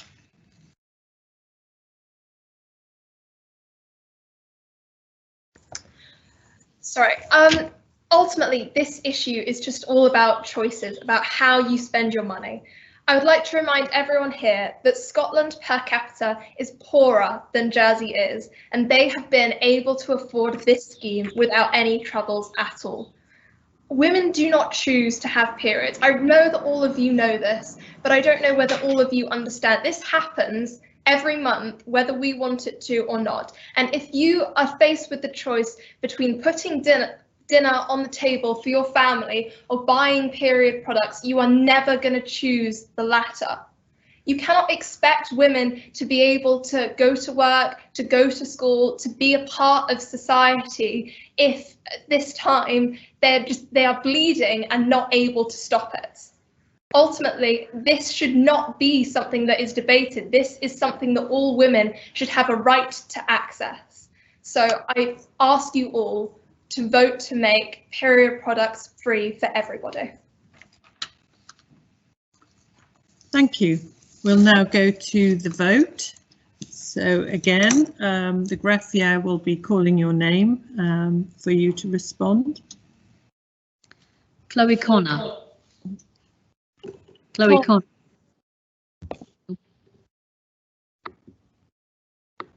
Sorry, that was me. Chloe Connor.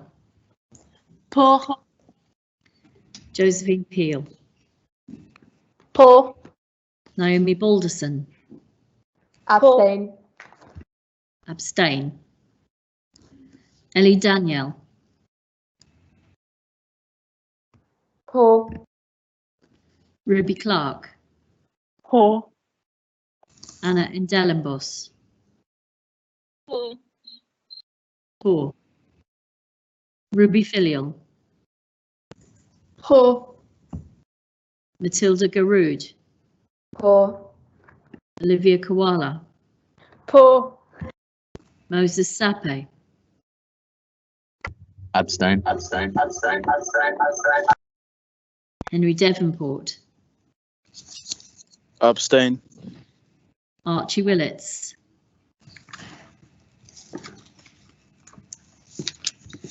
Abstain. Max Furby. Contra. George Dowling. Contra. Jem Gurner. Contra. Darius Cayley. Abstain. Ralph Amos. Poor. Keenan Bryan. Contre. Ben Hafey. Contre. Samuel Willis. Abstain. Jason DaCosta. Jason DaCosta. Conch. Axel Nixon. Conch. Claire Lefondre. Abstain. Jude Anquetil. Paul. Lillian O'Neill. Amelie Byrne. Alex Hammond. Katie Bishop. Abstain. Bridget LeBrock. Katie Lesate. Eleanor Bailey. Paul. Noah Jervis. Paul. Edith Brown. Paul. Sorry, was that Conch? Paul. Paul. Diana Casagas. Paul. Jennifer Rodriguez. Paul. Jordan Black. Paul. Emily Rodriguez. Paul. Cole Graham. Paul.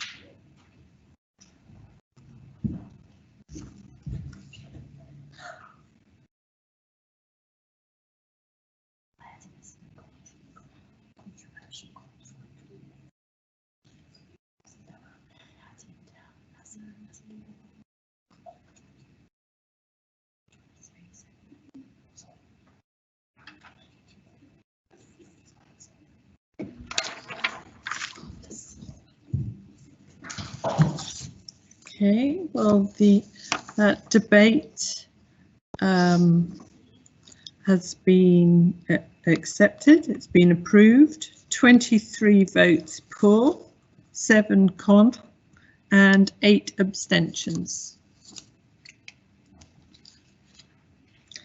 We'll now turn to the next proposition, which is a proposition to support people getting on the property ladder, from Noah Jervis of Holier. And I'd like to ask the graphier to read the proposition.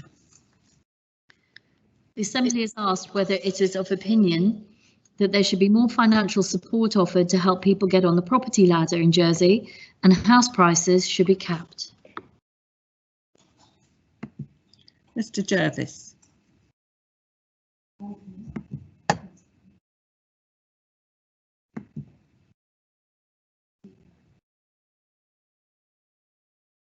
No, Mr. Jervis, I think you're muted. Sorry, too excited, see? Yeah, don't worry, we do it all the time. Okay, if you'd like Lovely. to start from the beginning, thanks. Thank you very much. Headphone? Sorry. Housing is an essential right. Every man, woman and child needs a house. And yet our hardest working individuals, who find themselves lowest pay, are unable to even consider the possibility of owning a home in Jersey. Now this is due to several factors: low wages, high rent, but most importantly, our extortionate house prices. The very builders who build our island's key housing can't afford to live in it themselves. It's beyond ridiculous how the mean price for a family home, a mere 3-bed property, over the past decades has increased from an already absurd £512,000 to an even more sorry, someone just walked in, to an even more preposterous £671,000. Now tell me this, the average wage for an adult in Jersey is £44,000, which comes to just over £3,500 a month, and they are still expected to raise their children, buy their essentials, pay a ludicrous rent, and still save up for a house. How is it fair that when people who work in the hardest in our community can't afford one house, yet those in the top of society, who can afford multiple homes, profit from those at the bottom?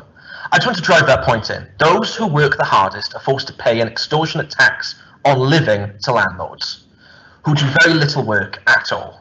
And at the end of a lease, after paying thousands or even hundreds of thousands of pounds, they receive absolutely nothing. Jersey's wealth divide is already staggering, and unless action is taken, it will continue to grow, which in itself is a problem, as meaningful housing reforms have been continually voted down by the State Assembly as its members try to protect themselves rather than the people they are elected to protect. We propose that house prices are capped, and those in the working and middle classes are given great support to finally be able to get on the property ladder, to finally combat this devastating social evil. Thank you. Is the proposition seconded? Yeah, I'm seconding it. Beyond that, how could we ever expect our islanders to step onto the property ladder when rents are prohibitively expensive? The higher the rents, the less money people have to save for a deposit in order to enable them to buy. For example, while house prices increased by 7% in 2018 and 2019, which is appalling, private sector rents rose by 9% in 2018. This is unsustainable and prices out ordinary people for being able to afford nice homes that fulfill their needs. Reasonable rents and mortgages are paramount during such a time of crisis. How can we expect people to pay exorbitant rents whilst they're unemployed or have a reduced income? Moreover, rent caps are not unprecedented. In 2020, for over 5 months, rent rises in any circumstances were banned as part of the pandemic economic support measures. We believe that this should be continued and extended to house prices. How would you feel living under the looming threat of being evicted? We as a society should try our hardest to prevent homelessness and people living in unfit conditions. Therefore, as we move forward, we believe that a house price and rent cap is the fairest way to accomplish this. Thank you, Edith. I'd like to ask Katie Lasaint to speak.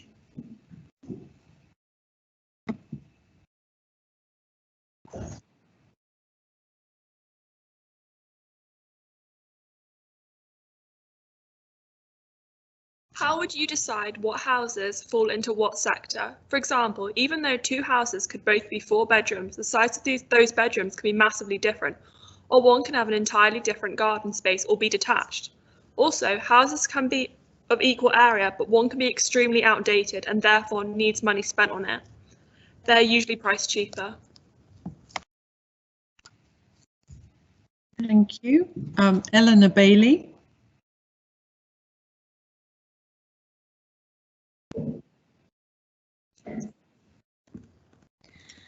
A way to resolve this could be that Trinity, for example, have an estate for first-time buyers only, where they pay some of the rent and then the government subsidise the rest. This might be a better idea to build more places like this in more parishes instead of sectoring houses or building more flats which can't be accommodating for families. Jess Gerner. Capping house prices will result in a negative wealth effect, meaning households are less inclined to spend on consumption of goods and services in our economy. This reduction in demand will be to the detriment of local businesses. How would this issue be combated? Sorry, that was Jem Gerner. I can't read my own writing. Moses Sape. Many households are currently in the process of paying off mortgages. By capping house prices, they will end up paying a mortgage greater than the value they can sell the house. Is this not a concern?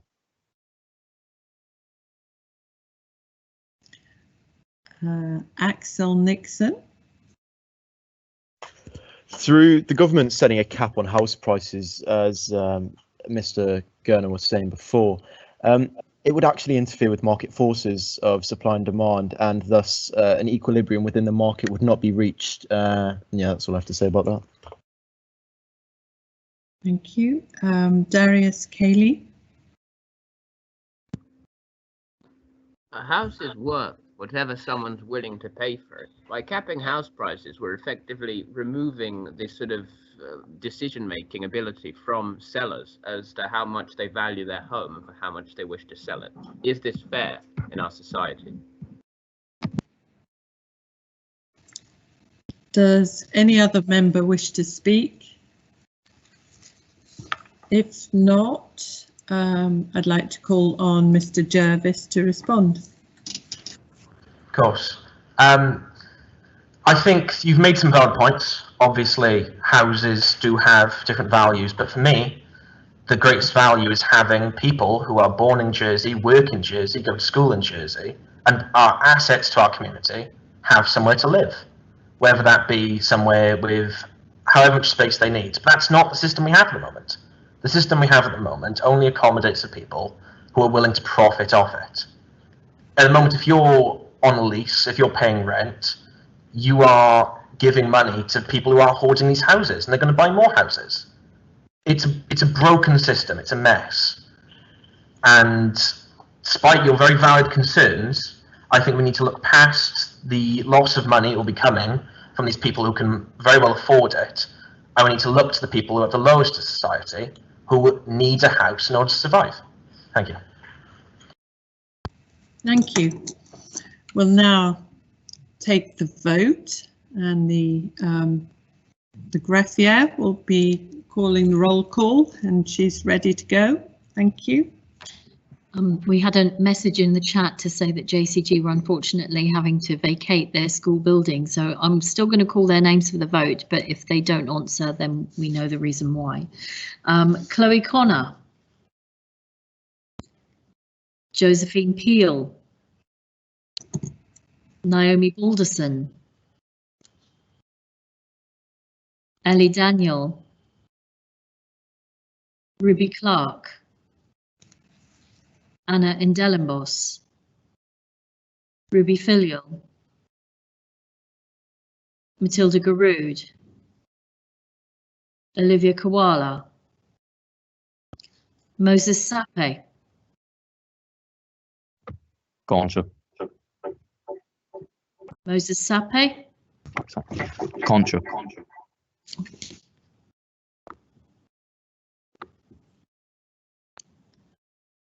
Sorry, I'm gonna start again because I didn't have my speaker on.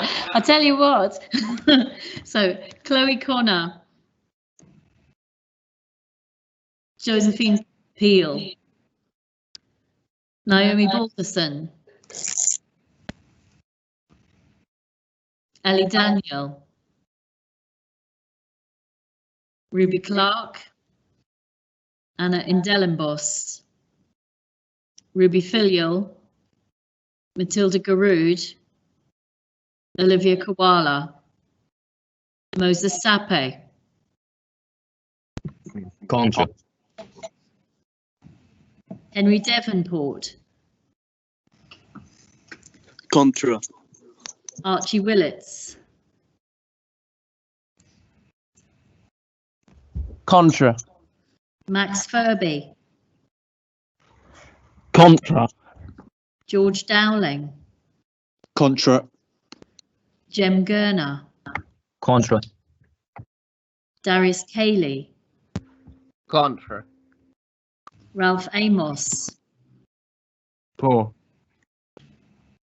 Keenan Bryan, Pour. Ben Hafey, Pour. Samuel Willis, For. Jason DaCosta, Conj.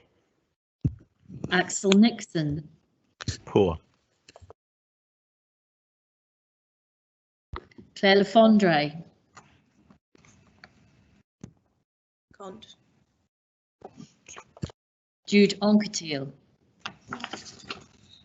Cont, Lillian O'Neill, Amelie Byrne, Alex Hammond, Katie Bishop, Bridget LeBrock, Katie LeSaint, Contra. Eleanor Bailey, Noah Jervis, Paul. Edith Brown, Oh, Diana Casagas, poor, Jennifer Rodriguez, poor, Jordan Black, Pour. Emily Rodriguez, poor, Cole Graham, Pour.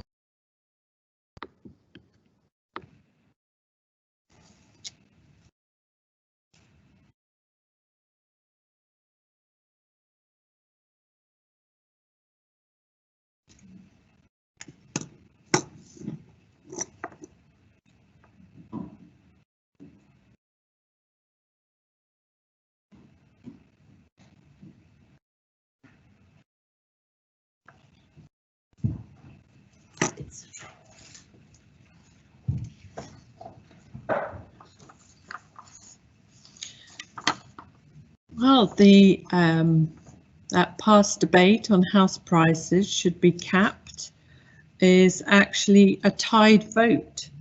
So 12 pour, 12 con, and 5 abstentions. In the case of a tied vote, what normally happens is the status quo prevails. So if this proposition is proposing something new, like capping house prices, it would fall.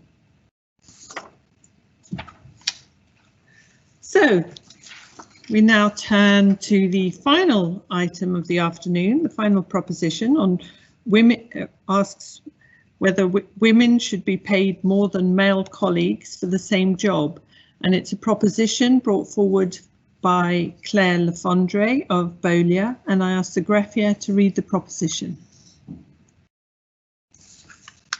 The Assembly has asked whether it is of opinion that all women in Jersey should be paid 18.3% more than male colleagues doing the same job to compensate for the gender pay gap which has historically favoured men and still exists in Jersey today.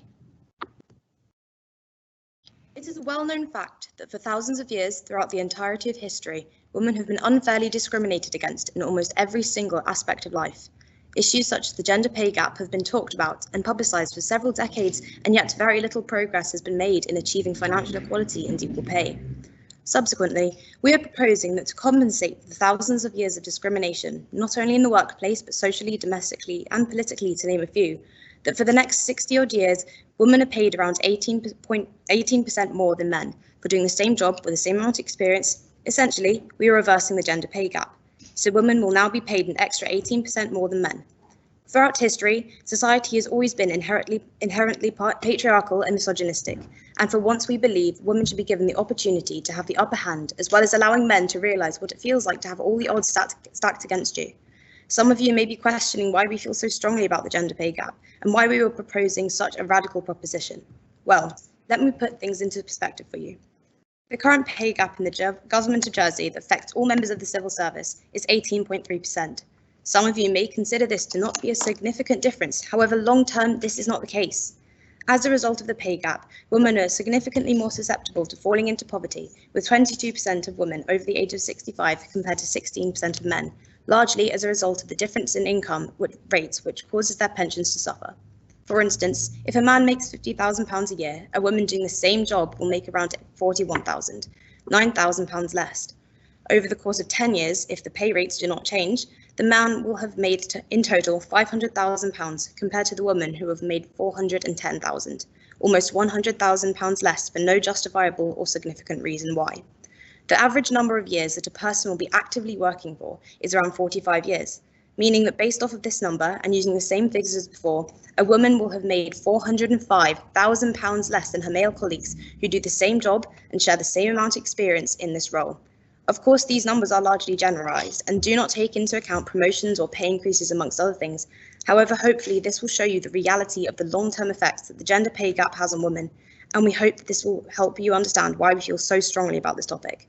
The reversal of the pay gap will not only help to make up for the hundreds of thousands of pounds lost by women as a result of the pay gap, but it will also serve as general compensation for the thousands of years of discrimination faced by women throughout history. Mum, I make the proposition. Thank you. Is the proposition seconded? I understand that many of you, especially the boys listening, will think our proposal is unfair, and frankly, it is.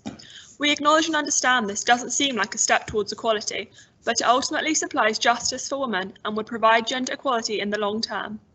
We are suggesting 60 years of increased pay towards women and decreased pay towards men. Yes, this is a long time, but is roughly the amount of time women have been discriminated against pay-wise in Jersey. Initially, the pay gap was significantly higher than the current 18.3%. Therefore, we feel this is reasonable and almost still unequal towards women. We hope that the thought of experiencing this prejudice against yourselves has given you an insight into what women have been facing and allowed you to take into account the feelings of women when deciding your vote today. Thank you. I'd like to, I've just lost some of my chat here. I'd like to call upon Jem Gerner to speak. It is clear there is an underrepresentation of women in top positions. By making women more expensive to hire than men, won't employers have an incentive to employ men, compounding the issue of women's underrepresentation? No. Okay, sorry. It's my chat that's disappeared with some of the speakers on it. I'm sorry. So I'd like to call on Jem Gerner to speak. It is clear there is an underrepresentation of women in top positions. By making women more expensive to hire than men, won't employers have an incentive to employ men, compounding the issue of women's underrepresentation?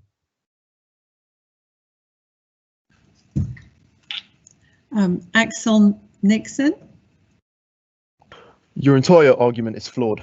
And as per 2013, there has been a law, which is the Jersey Discrimination Law, and that said that men and women in the same job cannot be paid differently. I challenge you to name one job where women get paid less than men in the same exact position.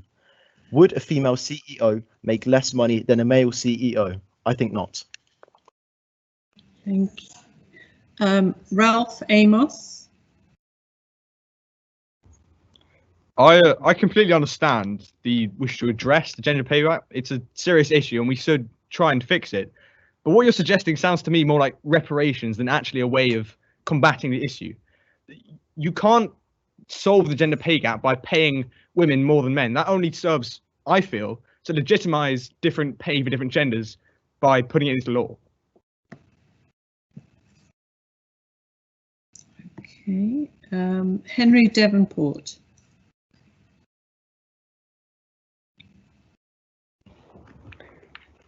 How can you reasonably justify paying people doing the same thing different jobs. That is just the opposite of equality. You might be striving for equality, but in the process of striving for it, you have destroyed it.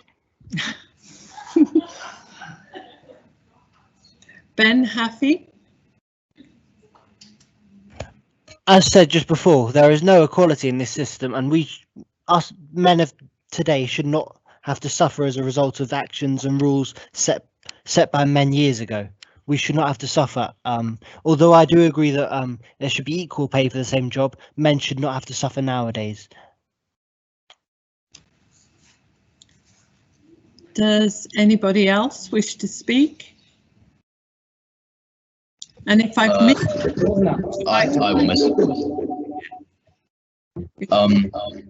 Though I understand that the progress towards achieving equality is still too far away, do you not argue that the equilibrium we have made so much progress towards to achieve in the last century would be completely and utterly undermined by this?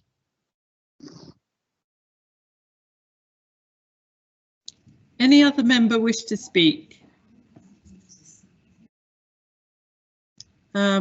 I apologise if I've missed any of you because my chat.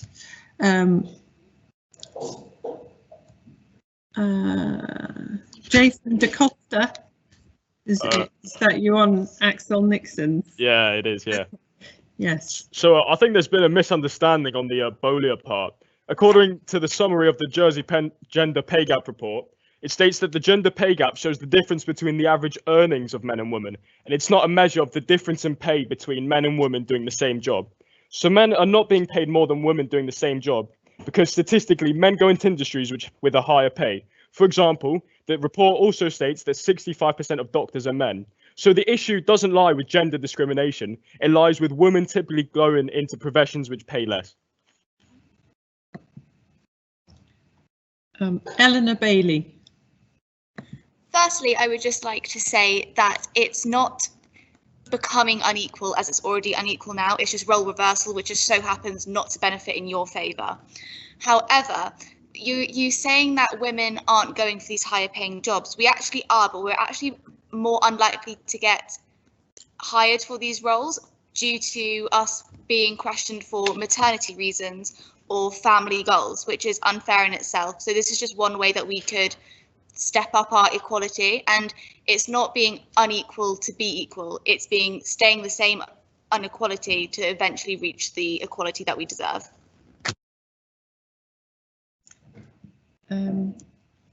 Katie Bishop.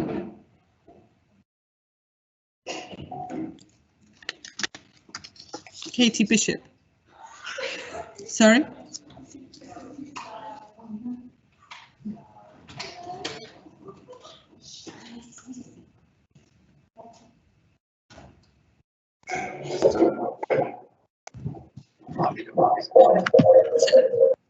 Sorry, we've got the computer here that Bowlia are using has just died. Moses Sape, did I miss you earlier? For which vote in question? This one, this debate. I was. Wait, did we even vote on this? We haven't voted on this yet. No, I'm sorry. I just had a note passed to me that I might have missed you if you wanted to speak. Oh no, it's fine. Yeah. Okay. Okay. All right. Well, just try and get the computer going in here so that Bowlia can respond. And I call upon Katie Bishop to speak.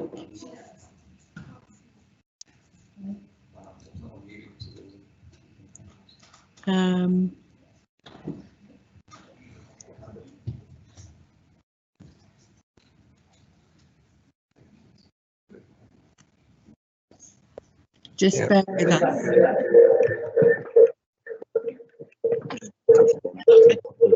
Okay. No, my camera's on. Okay. I just wanted to back up Eleanor's point and say that you are not losing any money. You will not earn any less than what you would have done. It's the women who will earn more. So you're not losing out on anything. you're not getting any less money than you would have done if this hadn't happened. And if it does, the women are just filling the gap of what they've lost. Emily Burns. That was Emily, sorry. So Katie Bishop. Right.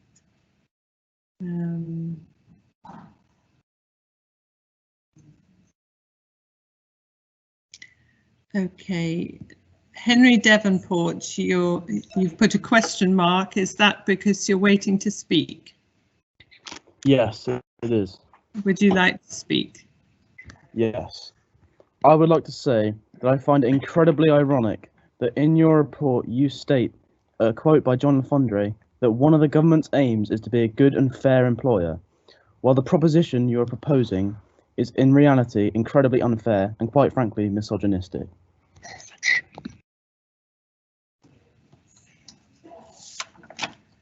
Okay, I think Katie, are you asking to speak? Yes, please. Did you second the proposal? Yeah. So you can't speak again. Okay. Darius Cayley.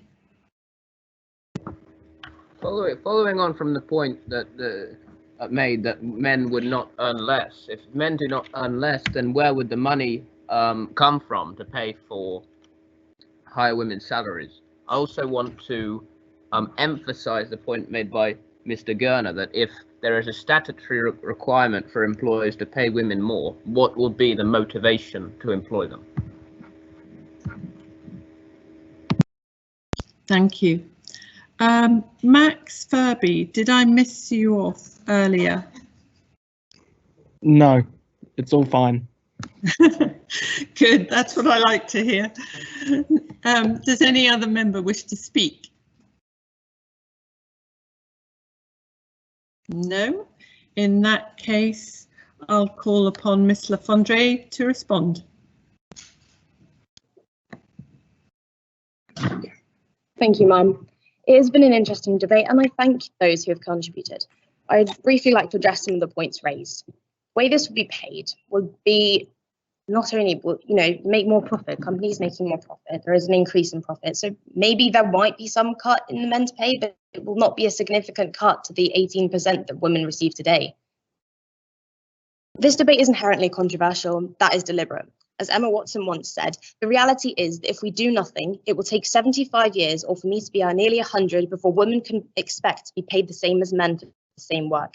Irrespective of whether this proposition succeeds or not, the sole purpose is to draw attention to the prejudiced society we live and work in today. For those of you who are arguing that this proposition is unfair, discriminatory, and goes entirely against working towards equality, welcome to life as a woman. Mum, I maintain the proposition and call for the appeal. Thank you. So that closes the debate, and I now ask the greffier to call the roll. Again, we have some members now missing, so if there's a silence, we will know why. Chloe Connor, Josephine Peel, Naomi Balderson, Ellie Daniel, Ruby Clark, Anna Endelenbos, Ruby Filial, Matilda Garoud, Olivia Koala, Moses Sape, Poor. Henry Devonport, Contra. Archie Willits, Contra. Max Furby, Contra. George Dowling, Contra. Jem Gerner, Contra. Darius Cayley, Contra. Ralph Amos, Contra. Keenan Bryan, Contra. Ben Hafey, Contra.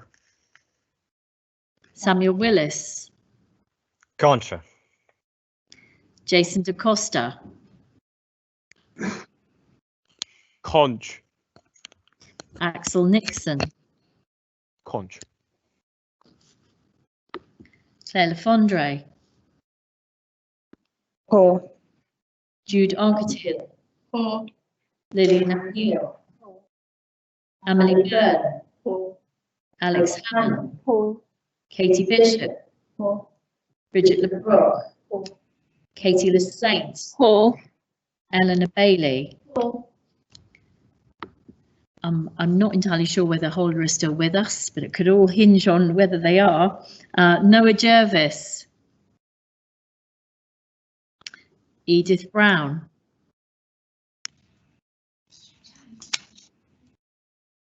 Diana Casagas. Jennifer Rodriguez. Jordan Black. Emily Rodriguez. Cole Graham. We can't accept votes in the chat. 2, 4, 6, 2, 2, 4, 6, 7, 8.